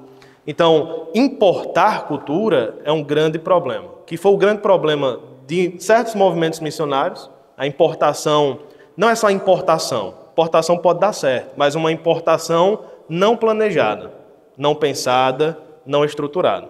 Isso deu muito errado também em outros momentos culturais que não só do Evangelho, né? Quando nós falamos de colonização, né? Um país colonizando o outro, impondo uma cultura, e muitas vezes isso, ao invés de fazer surgir uma amizade, fez surgir uma revolta, por conta dessa imposição cultural entre esses países. Então, o que seria a ideia? Tudo está no projeto, certo? Quando eu estou plantando ou revitalizando, tem que ter um projeto. O que é que eu vou fazer? A revitalização vai ser 10 vezes mais difícil do que a plantação, naturalmente. O esforço empreendido para revitalizar, ele é 10 vezes mais difícil, mais demorado do que uma plantação. Eu estou começando do zero, né? Mas no meu projeto deve conter isso. Como a cultura daquele local vai me guiar nas minhas decisões litúrgicas, nas minhas decisões de proclamação, nas minhas decisões de programação mesmo. Como é que eu vou guiar essas pessoas para que elas se sintam incluídas? Olha o que é que a gente faz. A gente faz projetos sociais, acho que muita gente aqui faz, né? E as crianças vão. E os pais dessas crianças, como é que eles são incluídos nesse processo? Já pensou nisso? As crianças estão lá, as crianças são bem recebidas, todo mundo gosta de criança, né? Então a gente abraça e traz. Agora os pais delas. Como é que a gente integra no processo? Precisa ser tudo muito intencional e estar no projeto. E isso vai envolver planejamento. Às vezes eu penso que a gente deveria gastar mais tempo no planejamento, certo? Não é preguiça, não é ficar sem fazer, mas é gastar o máximo, esgotar as possibilidades, como o Pedro falou ontem. Vamos apertar todos os botões para a gente começar da maneira certa, caminho certo. Essa cultura aqui dá para fazer isso. E não impor a minha cultura como filial, né? É a igreja Starbucks. Ela só está implantando uma filial, é tanto que a Starbucks está fechando no Brasil, que ninguém quer pagar caro em um cafezinho, não é não? A gente tem outra cultura. Pastor Leandro. Bom dia, irmãos. Bom dia. Como lidar com os estudos sobre plantação e revitalização, tem dado com o conceito de reverência. Porque na minha experiência crescendo no meu contexto de igreja, um argumento sempre levantado para impedir qualquer adaptação da igreja, seja layout, roupa, música, é que isso vai ferir a reverência, isso vai prejudicar a reverência, isso vai nos levar a não ser reverente diante de Deus. A nossa cultura é aquela que nos faz ser reverentes, essa outra, não. Como é que esses estudos têm lidado com esse conceito de reverência? Ok. Nos estudos culturais fora do Evangelho está tudo muito bem estabelecido, certo? Cada cultura tem o seu jeito, então está muito claro um relativismo pós-moderno. Não é o mesmo caminho que nós seguimos. Nós temos padrões de ordem, nós temos padrões doutrinários, inclusive de tradição. Mas o que nós estamos tentando trazer é uma flexibilidade possível dentro desses padrões. Porque ninguém pode negar que tem uma tradição. Ninguém pode negar que tem uma história. Ninguém pode negar que tem um modo de ser feito. Mas o que nós estamos tentando ver é que possibilidade de flexibilidade dentro desses padrões poderia me ajudar a alcançar mais pessoas. Então, a reverência é um desses nortes. Embora a reverência ela possa ser culturalmente interpretada. Então, eu posso impor um padrão qual eu acho ser reverência, mas que de fato não é. Quantos não se escandalizaram já quando fizeram uma viagem missionária, né? Foram para outra cultura, uma cultura africana, o exemplo mais comum, e aí viram aqueles irmãos indo deixar o seu donativo lá e dançando no caminho. Então, eu não sei dançar e eu acho que nunca dançarei na minha vida, a não ser que minha esposa me obrigue. Mas até lá, nas bodas de ouro, até lá, a Doca gosta. Mas aí, eu não sei dançar e isso me incomoda profundamente. Mas tudo isso faz parte de uma cosmovisão, de um modo de se fazer, que não fere uma reverência. Okay? Ferir a reverência é, primeiro, blasfemar, certo? Ferir a reverência é tornar o homem o centro do culto e não Deus. Então, o antropocentrismo. Existem Padrões, certo? Existem padrões dentro das Escrituras que me ensinam o que é um culto reverente ao Senhor. As formas, entenda, eu não estou dizendo que as formas não importam. Tem gente que diz logo isso. Forma não importa. As formas importam. Sabe por quê? Porque as formas são culturalmente relevantes. O que eu estou dizendo é o contrário.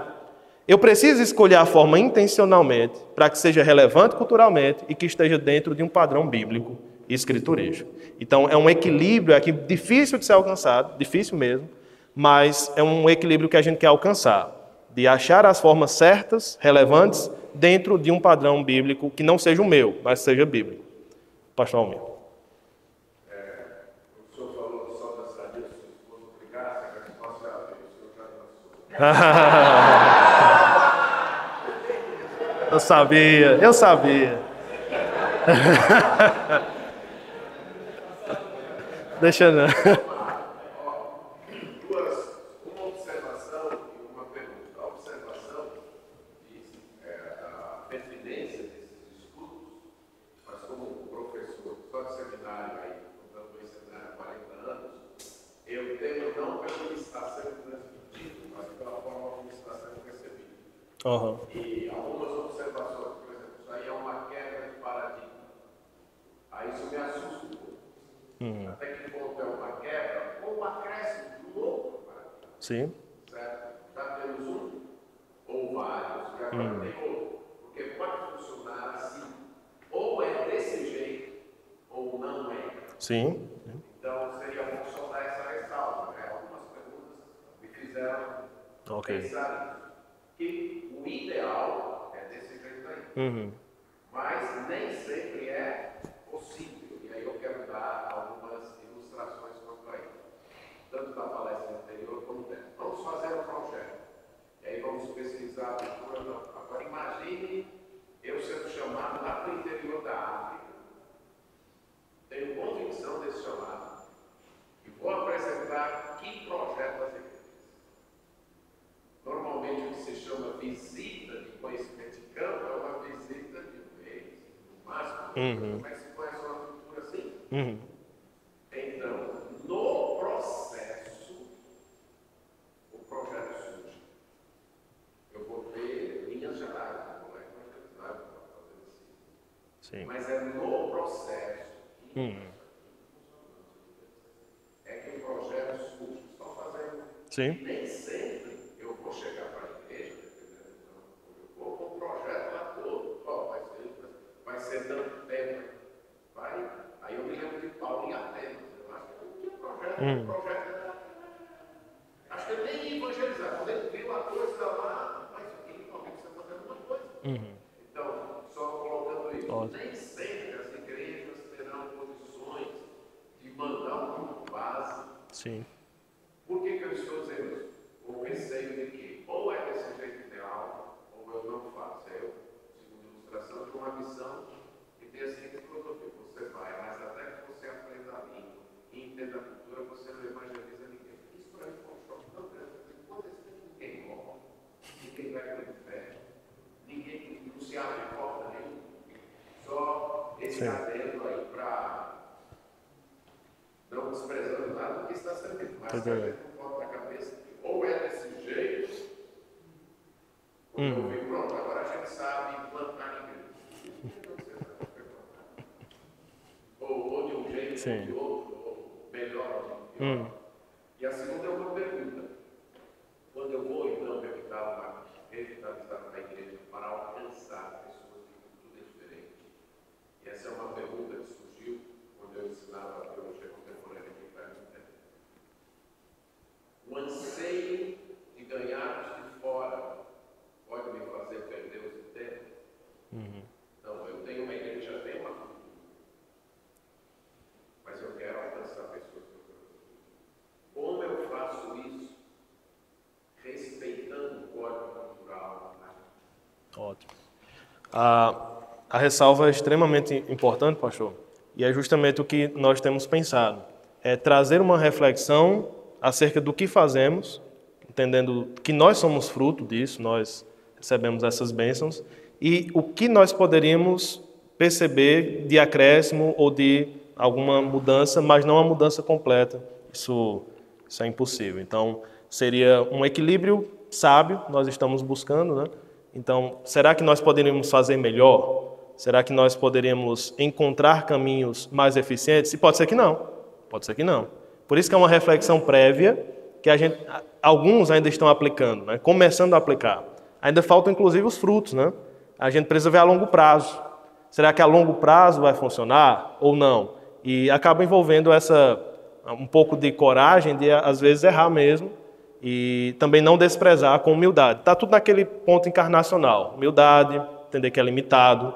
Então, eu não vou conseguir fazer tudo, nem alcançar todas as culturas.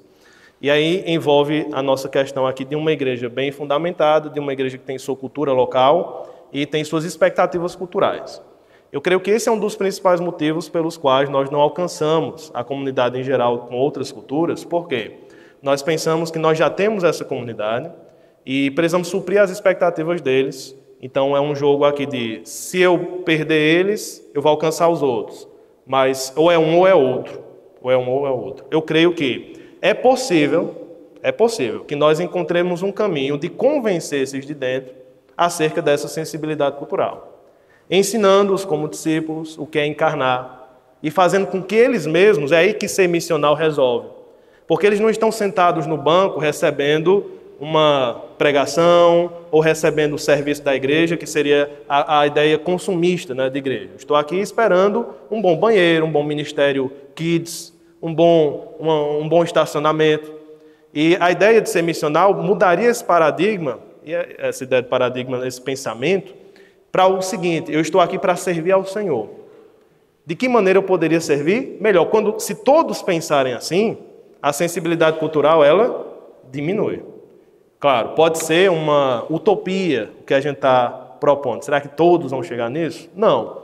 Mas se a igreja for convencida progressivamente a isso, ela vai estar mais disposta a abrir mão de certos confortos que ela tinha em prol de crescer, em prol de multiplicar. Dentro do movimento de plantação e de crescimento de igrejas, houve isso. Igrejas que estavam muito bem com o que tinham, e elas começaram a plantar igrejas temáticas, né? Então, nós estamos muito bem aqui. Tem uns cowboys ali para salvar. Então, vamos plantar uma igreja para os cowboys. Depois, vamos plantar a igreja para os surfistas. Só vai ter surfistas lá, eles vão se vestir do jeito que gostam. E isso acabou provando-se pernicioso. Porque o reino de Deus não funciona assim. O reino de Deus é um reino plural. Pessoas diferentes, ajudando-se com seus dons e com a sua cultura. Então, eu creio que é possível, mas é extremamente difícil convencer a igreja a essa sensibilidade cultural. E temos que pensar até que ponto estamos dispostos a pagar o preço, certo? E se esse preço é possível de ser pago. A liderança vai acabar pagando alguns pedágios nesse caminho, e a gente tem que ver se Deus nos chamou para isso. Se Deus não nos chamou para isso, a gente vai apanhar muito aí. Pastor Ronaldo, a gente encerra com o Pastor Ronaldo, tá bom? Por não.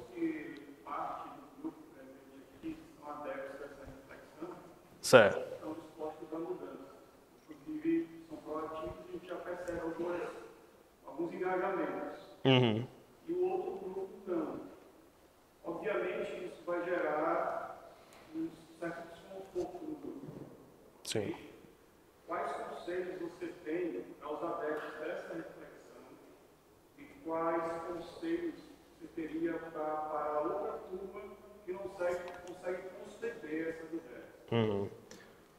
O primeiro pensamento seria que nós não nos víssemos assim, cada um de um lado de um rio, cada um numa margem. Porque se a gente já começa pensando dessa maneira, isso já cria a segregação que pode causar problemas posteriormente. Somos um só corpo, estamos na mesma tradição, estamos vivendo o mesmo evangelho. Mas é a partir disso que nós devemos estar abertos pela humildade que o evangelho traz a mudanças, caso elas sejam necessárias. Então, alguns concordarão, serão mais dispostos a essas mudanças, como o pastor falou, outros menos dispostos. E envolverá uma questão de respeito, certo? Entender que esse não é meu único jeito, ou é o único jeito correto de se fazer. Uma das coisas que o Ed Stetzer diz é o seguinte: se a sua igreja, do modo como ela está, do modo como ela faz, sempre fez, está alcançando pessoas, continue assim. Amém. Se o jeito que ela está fazendo está alcançando pessoas na comunidade, trazendo pessoas a Cristo, cumprindo a missão, continue do jeito que está, não precisa mudar, não precisa imitar padrões e modelos de outros. Agora, o nosso sofrimento e o sofrimento de quem está estudando mais isso é que esse alcance não está acontecendo. E esse alcance não acontecendo é uma prova material. Não é aqui uma coisa que a gente está conjecturando, mas nós estamos vendo um crescimento desacelerado e, por vezes, nós colocamos na conta de Deus, né? É da vontade de Deus, é da vontade do Senhor. Mas será que essas reflexões também não são da vontade de Deus? Então, geralmente é só o prejuízo que é da vontade de Deus. Mas o que a gente deve fazer, nossa responsabilidade não é. É muito fácil jogar assim com a soberania de Deus, é muito tranquilo. Então, o primeiro ponto é o amor, certo? O amor naquilo que não é essencial. Aquilo que não é essencial deve ser regido pelo amor, pela caridade. Por me dispor a ouvir o outro. Isso é cristianismo. Certo? O que se espera para uma discussão como essa, complexa, dificílima, a gente poderia dar uma pós-graduação, um mestrado, só sobre contextualização cultural. A antropologia missionária, de fato, tem mestrado, doutorado, só sobre isso. Mas o que se espera numa discussão tão complexa é caridade. É o que Agostinho dizia, né? É a hermenêutica da caridade. Eu vou ouvir o outro e ouvi-lo de fato. Eu não vou ouvir com os ouvidos cheios de cera. Eu vou ouvi-lo com o que ele está falando, tentar entendê-lo com caridade, não colocar conceitos na boca dele que ele não trouxe, mas entendê-lo no que ele falou e até me dispor a perdoar caso ele deslizou em alguma das suas palavras ou fez uma colocação não tão feliz. Então, esse sentimento deveria ser nosso sentimento porque somos cristãos. Não é nem necessariamente por sermos de uma denominação, sermos de uma tradição, é porque nós somos cristãos. É um sentimento esperado. Os discípulos de Jesus são reconhecidos nesse mundo por qual aspecto? Pelo amor que tem uns pelos outros. Pastor Elton.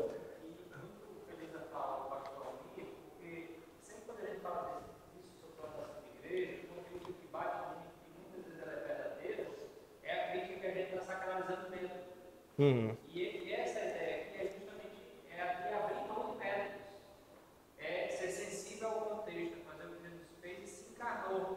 E logo, da mesma maneira que a gente está julgando aqui pela capa, a gente também talvez não deveria julgar esse tratamento de plantação, porque tem muito a ver com o contexto. A gente tem que ter muito cuidado com os extremos, para você não fugir de um, fugir do método e cair no outro. Quando a gente fala mais sobre plantação de igreja, os missionários têm que chegar aqui, tiveram uma estratégia. Deu certo?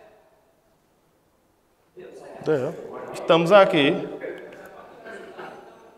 cuidado para quando a gente falar, por exemplo, de possíveis mudanças, parece que a gente está querendo dizer que foi feito errado. Não. Foi errado. É sensibilidade ao contexto. E é por isso que é difícil. Porque o mais fácil é a lei, o mais fácil é as regras. Mas a dinâmica, eu diria que aqui ninguém deveria sair daqui decidindo nada, a não ser orar muito e pensar muito. Porque o desafio não é só muito fácil. Isso. E eu acho que a palestra de Paulo mostra muito isso. O desafio, para mim falar desse desafio de plantação de igreja há um tempo é os missionários, Deus nos últimos, deixou um legado do evangelho daqui no fruto. O desafio é como é que eu vou levar isso adiante. Porque eu estou salvo, com meus filhos. E aí eu sei que meus filhos precisam do mesmo evangelho, mas a impressão que eu tenho é que o mundo que eles estão não é o que eu estou. E aí eu desafio de alguns pais que não conseguem mais alcançar os filhos. Então, o primeiro passo aqui vai ao princípio do projeto.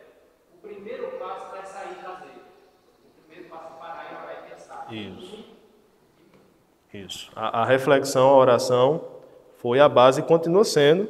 E já há algumas ações para ver se Deus tem confirmado algumas das decisões. Desvendando. Vamos à prática, aqui fazendo um gancho com a fala do pastor Elton, que nós sempre estamos em uma posição de equilibrista. E aqui quem está falando é o Leslie Neubkin. Cada trajetória missionária deve encontrar seu caminho entre dois perigos: irrelevância e sincretismo. E se o temor for maior em relação a um deles, certamente cairemos no lado oposto. Sincretismo, a abertura completa à cultura, o abraçar da cultura sem critérios, sem padrões. E, do outro extremo, a irrelevância. Estar em uma cultura importando outra, de maneira que aqueles que estão dentro da cultura não entenderão, não aceitarão, não serão acolhidos.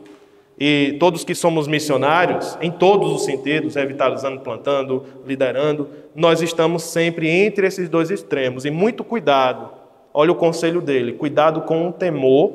O temor solitário ele é prejudicial, mas se for temor do Senhor, aí tá bom. Tenha temor do Senhor, mas se for um temor solitário, temor pelo temor, você pode acabar caindo do lado oposto. Você desequilibra e acaba caindo. O que é que o liberalismo fez? Ele entendeu que a teologia e a cultura viviam em dialética. Então eram iguais, eram setas paralelas. O evangelicalismo histórico, a gente está chamando essas denominações históricas, elas em geral têm uma posição contracultural. Então, entenda, a posição contracultural é bíblica? É, porque a igreja se levanta contra tudo aquilo que blasfema o nome de Deus, contra toda cultura que se contrapõe às palavras de Deus. Agora, o problema é reduzir a nossa identidade à contracultura. Se você for só contracultural, você será irrelevante em uma sociedade. Porque ser contracultural envolve viver em gueto, envolve viver sempre em tensão, sempre em briga, sempre em discussão. Eu tenho falado sobre esse tipo de pessoa que multiplica-se em nossas igrejas. É um tipo muito perigoso de pessoa, que é o seguinte, são aqueles que não fazem nada, mas eles sempre têm uma crítica cultural e uma crítica à igreja na ponta da língua. Eles sempre sabem o que fazer em relação à igreja, mas não fazem nada. E eles sempre sabem a solução para a cultura. Eles sabem qual foi o último escândalo do último político, eles sabem qual foi o último escândalo do último filme da Netflix, eles estão ligados. São essas pessoas que nós chamamos de nativos digitais, né? Quem são os nativos digitais? São as pessoas que não visitam as redes sociais ou visitam a internet, elas vivem na internet. E essas pessoas elas acabam criando uma subcultura, que é uma subcultura da milícia, que nós chamamos. Elas estão em milícia, elas estão em guerra, só que não pelas coisas certas, mas lutando contra espantalhos. Elas estão sempre postando, mas nunca falaram de Cristo para ninguém. Você conhece esse tipo? Está se multiplicando assim como... E geralmente são pessoas que até em seu seio familiar não produzem muita coisa. E quando são homens, aí a coisa piora. Mas o evangelicalismo histórico também trouxe esse padrão de ou nós ou eles. Então, ou nós abraçamos a cultura e aí nos tornamos mundanos, ou nós nos contrapomos à cultura e nos tornamos santos. Ou nós ou eles.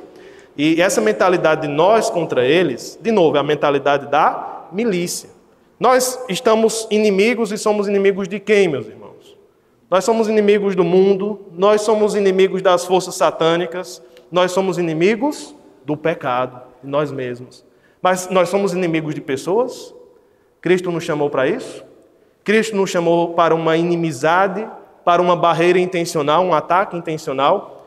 E entenda, eu estou falando de evangelicalismo histórico aqui com um grande padrão e entendendo que nós estamos envolvidos por vezes sem entender nesses discursos e devemos ter muito cuidado. Qual seria a ideia de desvendar o código?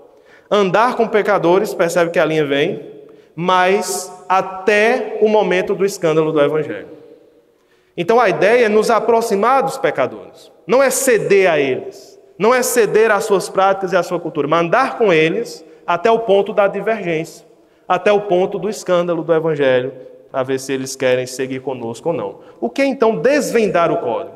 O código é cultura, é complexo, ele envolve um esforço extremo da nossa parte, sair da zona de conforto, da preguiça, e estudar, e avaliar, e viver, mas desvendar esse código como ação, é descobrir as características visíveis e as invisíveis, que afastarão pessoas naquele contexto do evangelho da igreja. Essa foi uma das pesquisas que Rick Warren fez. Ele fez uma pesquisa de campo muito ampla, perguntando por quais motivos as pessoas não iam para a igreja dele. E a partir dessas respostas, isso é o que ele fez. É o que ele fez lá. Você não precisa reproduzir, não. Mas o que ele fez lá foi isso. Quais são as barreiras? E ele construiu a igreja em cima dessas barreiras, respondendo a essas barreiras. Então, nós não gostamos desse estilo de arquitetura, vamos fazer outro estilo de arquitetura. Agora, a gente tem que ver, é um preço justo a ser pago ou nós vamos mudar demais? Deve ter muito cuidado, mas precisamos descobrir, precisamos nos esforçar. É exegese bíblica e exegese cultural. E os alunos do grego sabem. Fazer exegese é fácil? É bem facinho, né? O que é que envolve exegese, alunos do grego? Dá para fazer exegese no texto em português? Não. Exegese envolve o texto original. Sabe por quê? Sabe por que a exegese tem que ser feita em grego, exegese bíblica? É um motivo cultural. Porque uma língua, ela carrega nuances culturais. E eu só poderei entender o Novo Testamento grego entendendo o pensamento grego. Porque a língua é grega. E Deus se revelou numa língua. Por isso que só pode fazer exegese quem tem contato com a língua original. Exegese de fato. Quando interpretamos as versões, nós fazemos hermenêutica, interpretação do texto bíblico. Não é problema. Mas exegese envolve um aprofundamento, uma imersão. Da mesma maneira, nós temos o contraponto, a exegese cultural. Não dá para fazer exegese cultural do lado de fora, só lendo dados do IBGE. Se fosse só isso, era bom, né? Eu entrava no site do IBGE, procurava lá meu estado, minha cidade, pesquisava os dados e pronto, já fiz minha pesquisa cultural. Mas você acha que vai ter relevância no seu dia a dia só saber essas informações gerais? Elas podem te ajudar a compor um quadro, mas você tem pessoas, grupos específicos ali dentro, segmentos populacionais ali dentro, que o IBGE muitas vezes não consegue alcançar. Olha um exemplo, né?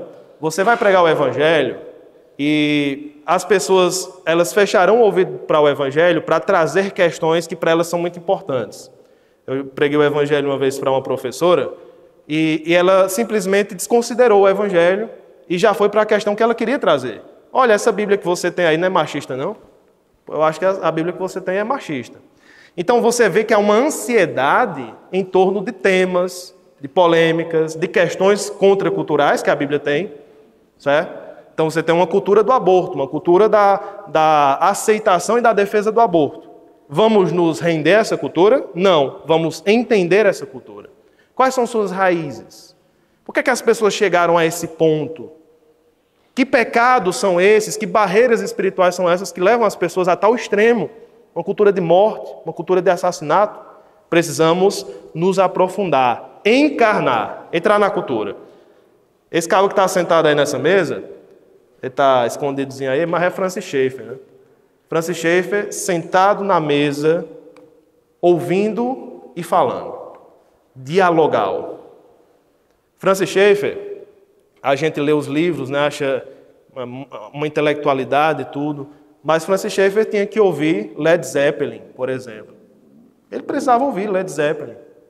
Ele precisava ouvir as bandas de rock da época, Black Sabbath, que todo mundo dizia que era demoníaco, né? Black Sabbath o nome. Sabbath, negro, sacrifício, sangue. Mas por que ele precisava ouvir? Porque chegavam roqueiros lá no Labri. E ele pegava esses textos culturais, lia, procurava aquilo que o Evangelho era contrário e os pontos de contato do Evangelho ali. Isso é um movimento, um ministério dialogal. Precisamos nos especializar em duas coisas. Você está revitalizando a igreja, está plantando a igreja, você precisa ser especialista. O pastor Almir sempre fala isso. O pastor é especialista em Bíblia, né? Precisamos nos especializar na grande narrativa de Deus. Você tem que dominar a narrativa de Deus. Que seja muito clara na sua mente, a ponto de ser como Paulo, sem preparo, sem projeto, né? E ele consegue concatenar as imagens a partir do contexto e falar. Temos que ser especialistas nessa narrativa. Mas também temos que ser especialistas nas narrativas de vidas das pessoas. A esposa do Timothy Keller dizia que ele pregava assim. Que a prática de pregação dele era essa. Ele passava 20 minutos atrás do púlpito, fazendo uma explicação simples do texto. Simples. E ela disse que ele fechava a Bíblia, ia para a frente do púlpito, ia falar com o coração do povo. Mais 20 minutos. Ia falar sobre os problemas daquele povo. Ia falar sobre as questões daquele povo. A partir do texto que ele explicou. Esse foi o método de pregação que ele achou que seria mais viável ali. Ele poderia pregar de outra maneira? Certamente. Ele tinha inteligência para fazer outras coisas? Certamente. Mas ele encontrou esse caminho, e esse caminho tocava o coração das pessoas. Alguém que chega e que se levanta diante de uma audiência e diz: olha, eu quero conversar umas coisas com vocês. Vamos abrir o coração aqui? Vocês estão passando por isso? A palavra de Deus vai ajudar vocês. Vocês estão precisando aprender isso. E essa pregação dialogal foi essencial no ministério dele. Olha o que o Tim Keller fala. Contextualização não é simplesmente a aplicação prática de uma doutrina bíblica. Pegar a doutrina aqui, da adoção e praticá-la. Não é só isso. Mas é a tradução. Tradução dessa doutrina em uma forma de conceituação que vai se entrosar com a cultura, com as realidades, as estruturas sociais, com os padrões dominantes de uma vida, de uma sociedade. Isso é contextualizar. Não envolve abrir mão de evangelho, de tradição, de padrões éticos, não. Contextualizar envolve entrosar o que nós cremos com a vida das pessoas. Como é que a gente faz isso? Há uma necessidade de uma proatividade imensa. 2 P's, preguiça ou proatividade. Vamos mais para o lado da proatividade, que é aquele incômodo, aquele brilho no olhar que a gente ama nos missionários. Eles estão sempre inquietos, né? O que é que eu posso fazer mais? O que é que a gente pode mudar? Como é que a gente pode alcançar? Mas por que eles estão inquietos? Porque têm uma visão e também porque eles têm uma urgência. Uma urgência que a igreja perdeu. E tem perdido porque ela está muito tranquila com os seus membros, com aquilo que ela tem. Não é errado estar tranquilo com os seus membros, edificá-los. A gente fez a distinção de novo, né, de evangelismo e edificação. Uma coisa é edificar, outra coisa é evangelizar. Mas as duas coisas não andam juntas, não. Quando o povo de Deus serve, ele não está se edificando, não, sendo edificado e edificando a outros. Não façamos as distinções tão duras, porque esse problema que a gente trava aqui, esse problema vai voltar para nós. Nós vamos ter prejuízos. Porque é como nós ouvimos nessa manhã. Uma coisa é o que eu ensino, outra coisa é o que os outros entendem. Então, se eu travar as coisas demais, o prejuízo pode ser grande para mim. O que é, então, desvendar? É comprometer-se com o fazer e o multiplicar de discípulos. É alcançar os distantes. É sacrificar-se por eles. Ed Stetzer diz: a chave para desvendar o código de uma comunidade, desvendar o código missional, é ter o coração do Pai. A única maneira de fazer é passar muito tempo com aquele que amava Jerusalém, o suficiente a ponto de chorar por ela. Precisamos ter o mesmo espírito de lágrimas pelos perdidos de nossas comunidades globais e locais. Você percebe que não é metodologia, não é pragmatismo, é vida com Deus, é oração. Jesus chorou sobre Jerusalém. Jesus conhecia Jerusalém? Jesus conhecia aquelas vidas? Jesus sabia o que eles fizeram, historicamente? Mataram os profetas? Jesus tinha um profundo amor, uma profunda necessidade de que eles entregassem, de que eles mudassem, de que eles se achegassem, porque Deus estava oferecendo abrigo a eles. Se você tiver o mesmo coração do Pai, que chora por Jerusalém, ou de Paulo, que está disposto a dar sua vida pelos judeus, então você vai certamente melhorar, você vai certamente viver aquilo que Deus espera de você. Comunhão e procurar desvendar o código missional não envolve comprometer a fé. A teologia é a base. A missão está na ponta. E essa missão ela vai envolver contextualização, uma comunicação clara. As pessoas precisam entender. Envolverá concessões. Muito cuidado com as concessões. As concessões elas precisam ser muito bem pensadas, que não comprometam a nossa fé. E uma construção de um comprometimento. Desvendar o código missional ainda é conectar-se, é entrar em diferentes grupos e ser aceitos por eles, não porque nós estamos nos mesmos pecados deles, mas porque nós nos apresentamos como alguém humilde, nós nos apresentamos como alguém deles. O problema é nos apresentarmos em um patamar muito alto de maneira que eles não nos aceitem em grupos identitários, segmentos populacionais, ambientes culturais de onde Deus nos enviou. O alvo de tudo isso é a ideia de uma igreja autóctone. É um conceito missionário, né? Mas também pode ser um conceito para revitalização, plantação de nossas igrejas. O que é uma igreja autóctone? É uma igreja da cultura. É uma igreja que não foi implantada, é uma igreja que nasceu organicamente ali, com as pessoas daquele local, com líderes daquele local, com pessoas que entendem aquele local. E se você está chegando de fora, você precisa de quê? De humildade para entender aquele local, a viver com eles. O alvo é uma igreja autóctone. Nós vamos encerrar com essas mudanças de pensamento que são possíveis. E você deve aí refletir se há algo que você pode mudar. Que nós saiamos dos programas para a ideia de processo. Por que sair de programas para processo?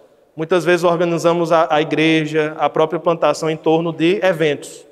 Evento tal, evento tal. Os eventos, eles existem por uma razão, para servir a um processo. E qual é o processo? Fazer discípulos. Precisamos voltar à base.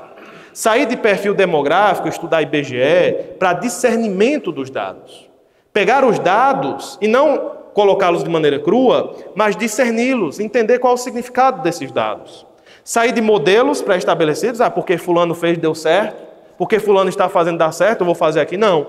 Sair do modelo para a missão. Missão contextualizada. Sair do atracional, tentar trazer pessoas, para o encarnacional, estar no meio das pessoas. Sair da uniformidade para a diversidade, percebendo que nós temos entre nossos irmãos pessoas que podem alcançar outros que você não pode. E nós precisamos estar muito atentos a esses talentos, a essas pessoas que estão no nosso meio, que podem alcançar culturas que nós não conseguimos. Elas só precisam servir. Sair do profissional para o apaixonado. Sair do ficar sentado para o ser enviado, das conversões para o fazer discípulos, do adicional para o exponencial, para a multiplicação, dos monumentos para os movimentos. É muito fácil trocar o movimento de Deus, o movimento do reino, pela construção de monumentos pessoais. Que o meu nome seja glorificado, que o meu nome seja visto pelo que eu fiz, pelo que eu mantive, pelas pessoas que se agradaram em mim, pelos apoios que eu recebi, pelos tapinhas nas costas que eu recebi. Nós não estamos em busca de construir monumentos pessoais, mas viver o movimento do reino de Jesus Cristo. Nós somos chamados por Deus, esse é o método. Nós estudamos a comunidade. Estou terminando, pastor. Estudamos a comunidade, nós descobrimos a visão específica para a nossa igreja particular e nós ajustamos essa visão à medida que entendemos o contexto. E aqui está o método mais descrito, mais explicado. Entender a si mesmo, qual é o meu chamado, apaixonar-se por pessoas, morrer para si mesmo, veja se você está pronto para liderar, porque se não estiver, será um problema, mas entenda a comunidade.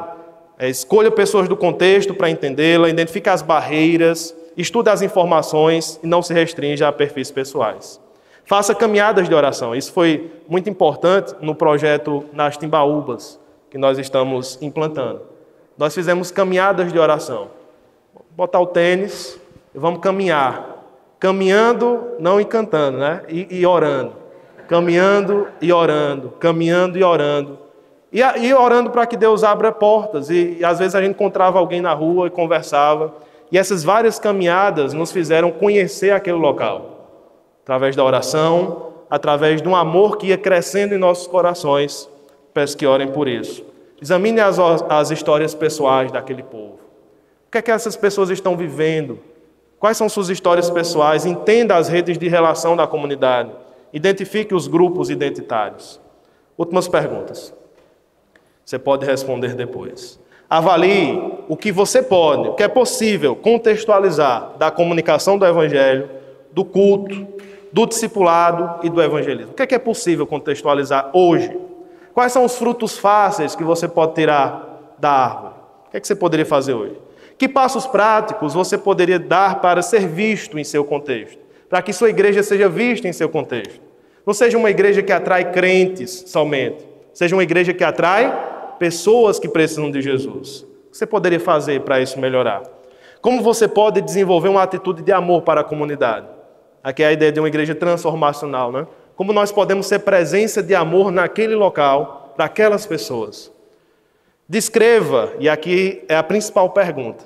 Eu quero que você pegue um papel em branco depois. Um só para essas outras perguntas, mas eu quero um só para essa. Descreva a cultura que você almeja criar na igreja e os sonhos que você quer alcançar. Guardanapo em branco. E guarda esse guardanapo em oração, em meditação, em conversa com os seus líderes. Quais são os sonhos que você quer alcançar? Qual o tipo de cultura que você quer criar ali? Cultura de discípulos, fiéis, sensíveis à cultura, prontos a morrer por Cristo. Faça isso. E a pasta, o código está aí, para se você quiser alcançá-la depois. Perguntas, distribuição dos livros. Acho que só uma pergunta, porque nós queremos almoçar, né?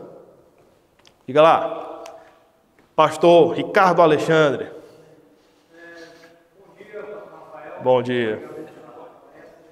Opa. Em algum momento da sua palestra falou sobre um interessante, vontade. E a pergunta que eu faço para você é a seguinte: de fato, existe uma vontade da igreja em desvendar o código missional, ou até mesmo existe vontade da igreja como um todo de que a obra missionária, o trabalho, a atividade da igreja se torne, de fato, uma realidade nesse povo? Ou, dado o contexto que nós vivemos na atualidade, essa vontade ela é apenas parte de um grupo ou de um departamento, onde poucas pessoas se envolvem, ou, de fato, essa vontade ela tem se perdido ao longo do tempo, da história, das décadas, e que a igreja seja, de fato, uma realidade vivida, de vida por vida, de corpo por corpo, com a comunidade. Amém. Eu tenho dois comentários. Primeiro é uma descrição, é isso mesmo. A apatia é crescente. A apatia, à medida que a igreja cresce, diminuem as práticas, o evangelismo. Isso é um quadro geral. Pode ser que alguma igreja aqui esteja fora da curva, mas diminui o serviço e a gente às vezes acaba só inchando ou não. Ou a gente já vê o prejuízo dessa falta de serviço, que são igrejas diminuindo e algumas morrendo. Talvez nós sejamos a primeira geração, é um prognóstico ruim, mas possível, que verá algumas igrejas fechando as portas. Então a gente está naquele momento de nós recebemos um movimento, nós fomos abençoados, e agora o que é que a gente vai fazer? Porque a gente está vendo a curva baixando. O que é que nós faremos agora? Na nossa época, na nossa geração, vamos continuar um legado, mas vamos pensar o que é que o Evangelho pode nos ajudar. Agora, o que é que eu faria? O que é que eu faço em relação a isso? A resposta está no que eu falei. Eu faço. Eu preciso começar a fazer algo. Porque se eu for esperar a mudança da maioria, eu nunca farei nada. É necessário começar. É necessário uma iniciativa dos poucos. Às vezes nós prejudicamos essa iniciativa através de diretorias, né? Nós gostamos de muitas diretorias, de muita estrutura de treliça, e os crentes se apoiam nessas estruturas de diretorias. Diretoria de evangelismo, diretoria de missões, diretoria disso e de aquilo. E o que é que elas entendem? Que a diretoria é que tem a obrigação de fazer, não nós. Então, não foi eleito?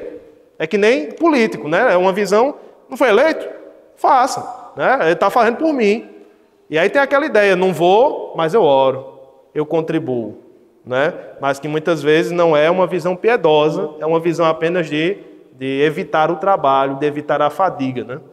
Mas o que é que eu tenho que fazer? Começar. Colocar a fogo nas pessoas que estão ao meu redor, incentivando-as e podendo assim ser um modelo para elas. Você percebe, né? Timóteo é alguém que tem um coração de Paulo. Mas por que ele tem um coração de Paulo? Porque ele andou com Paulo. O que é que Epafrodito está pronto a sacrificar-se? Porque ele viu Paulo se sacrificando, muitas vezes, sua saúde, sua liberdade. Então, quando nós andamos com pessoas assim, que é um processo de discipulado, talvez o grande ponto seja esse. A igreja precisa incentivar mais, tocar mais nessa tecla do discipulado. Formação de liderança, vida na vida. E, por vezes, as nossas programações, elas não ajudam nisso. Os crentes já estão cansados da programação, nem vão, só vão no domingo.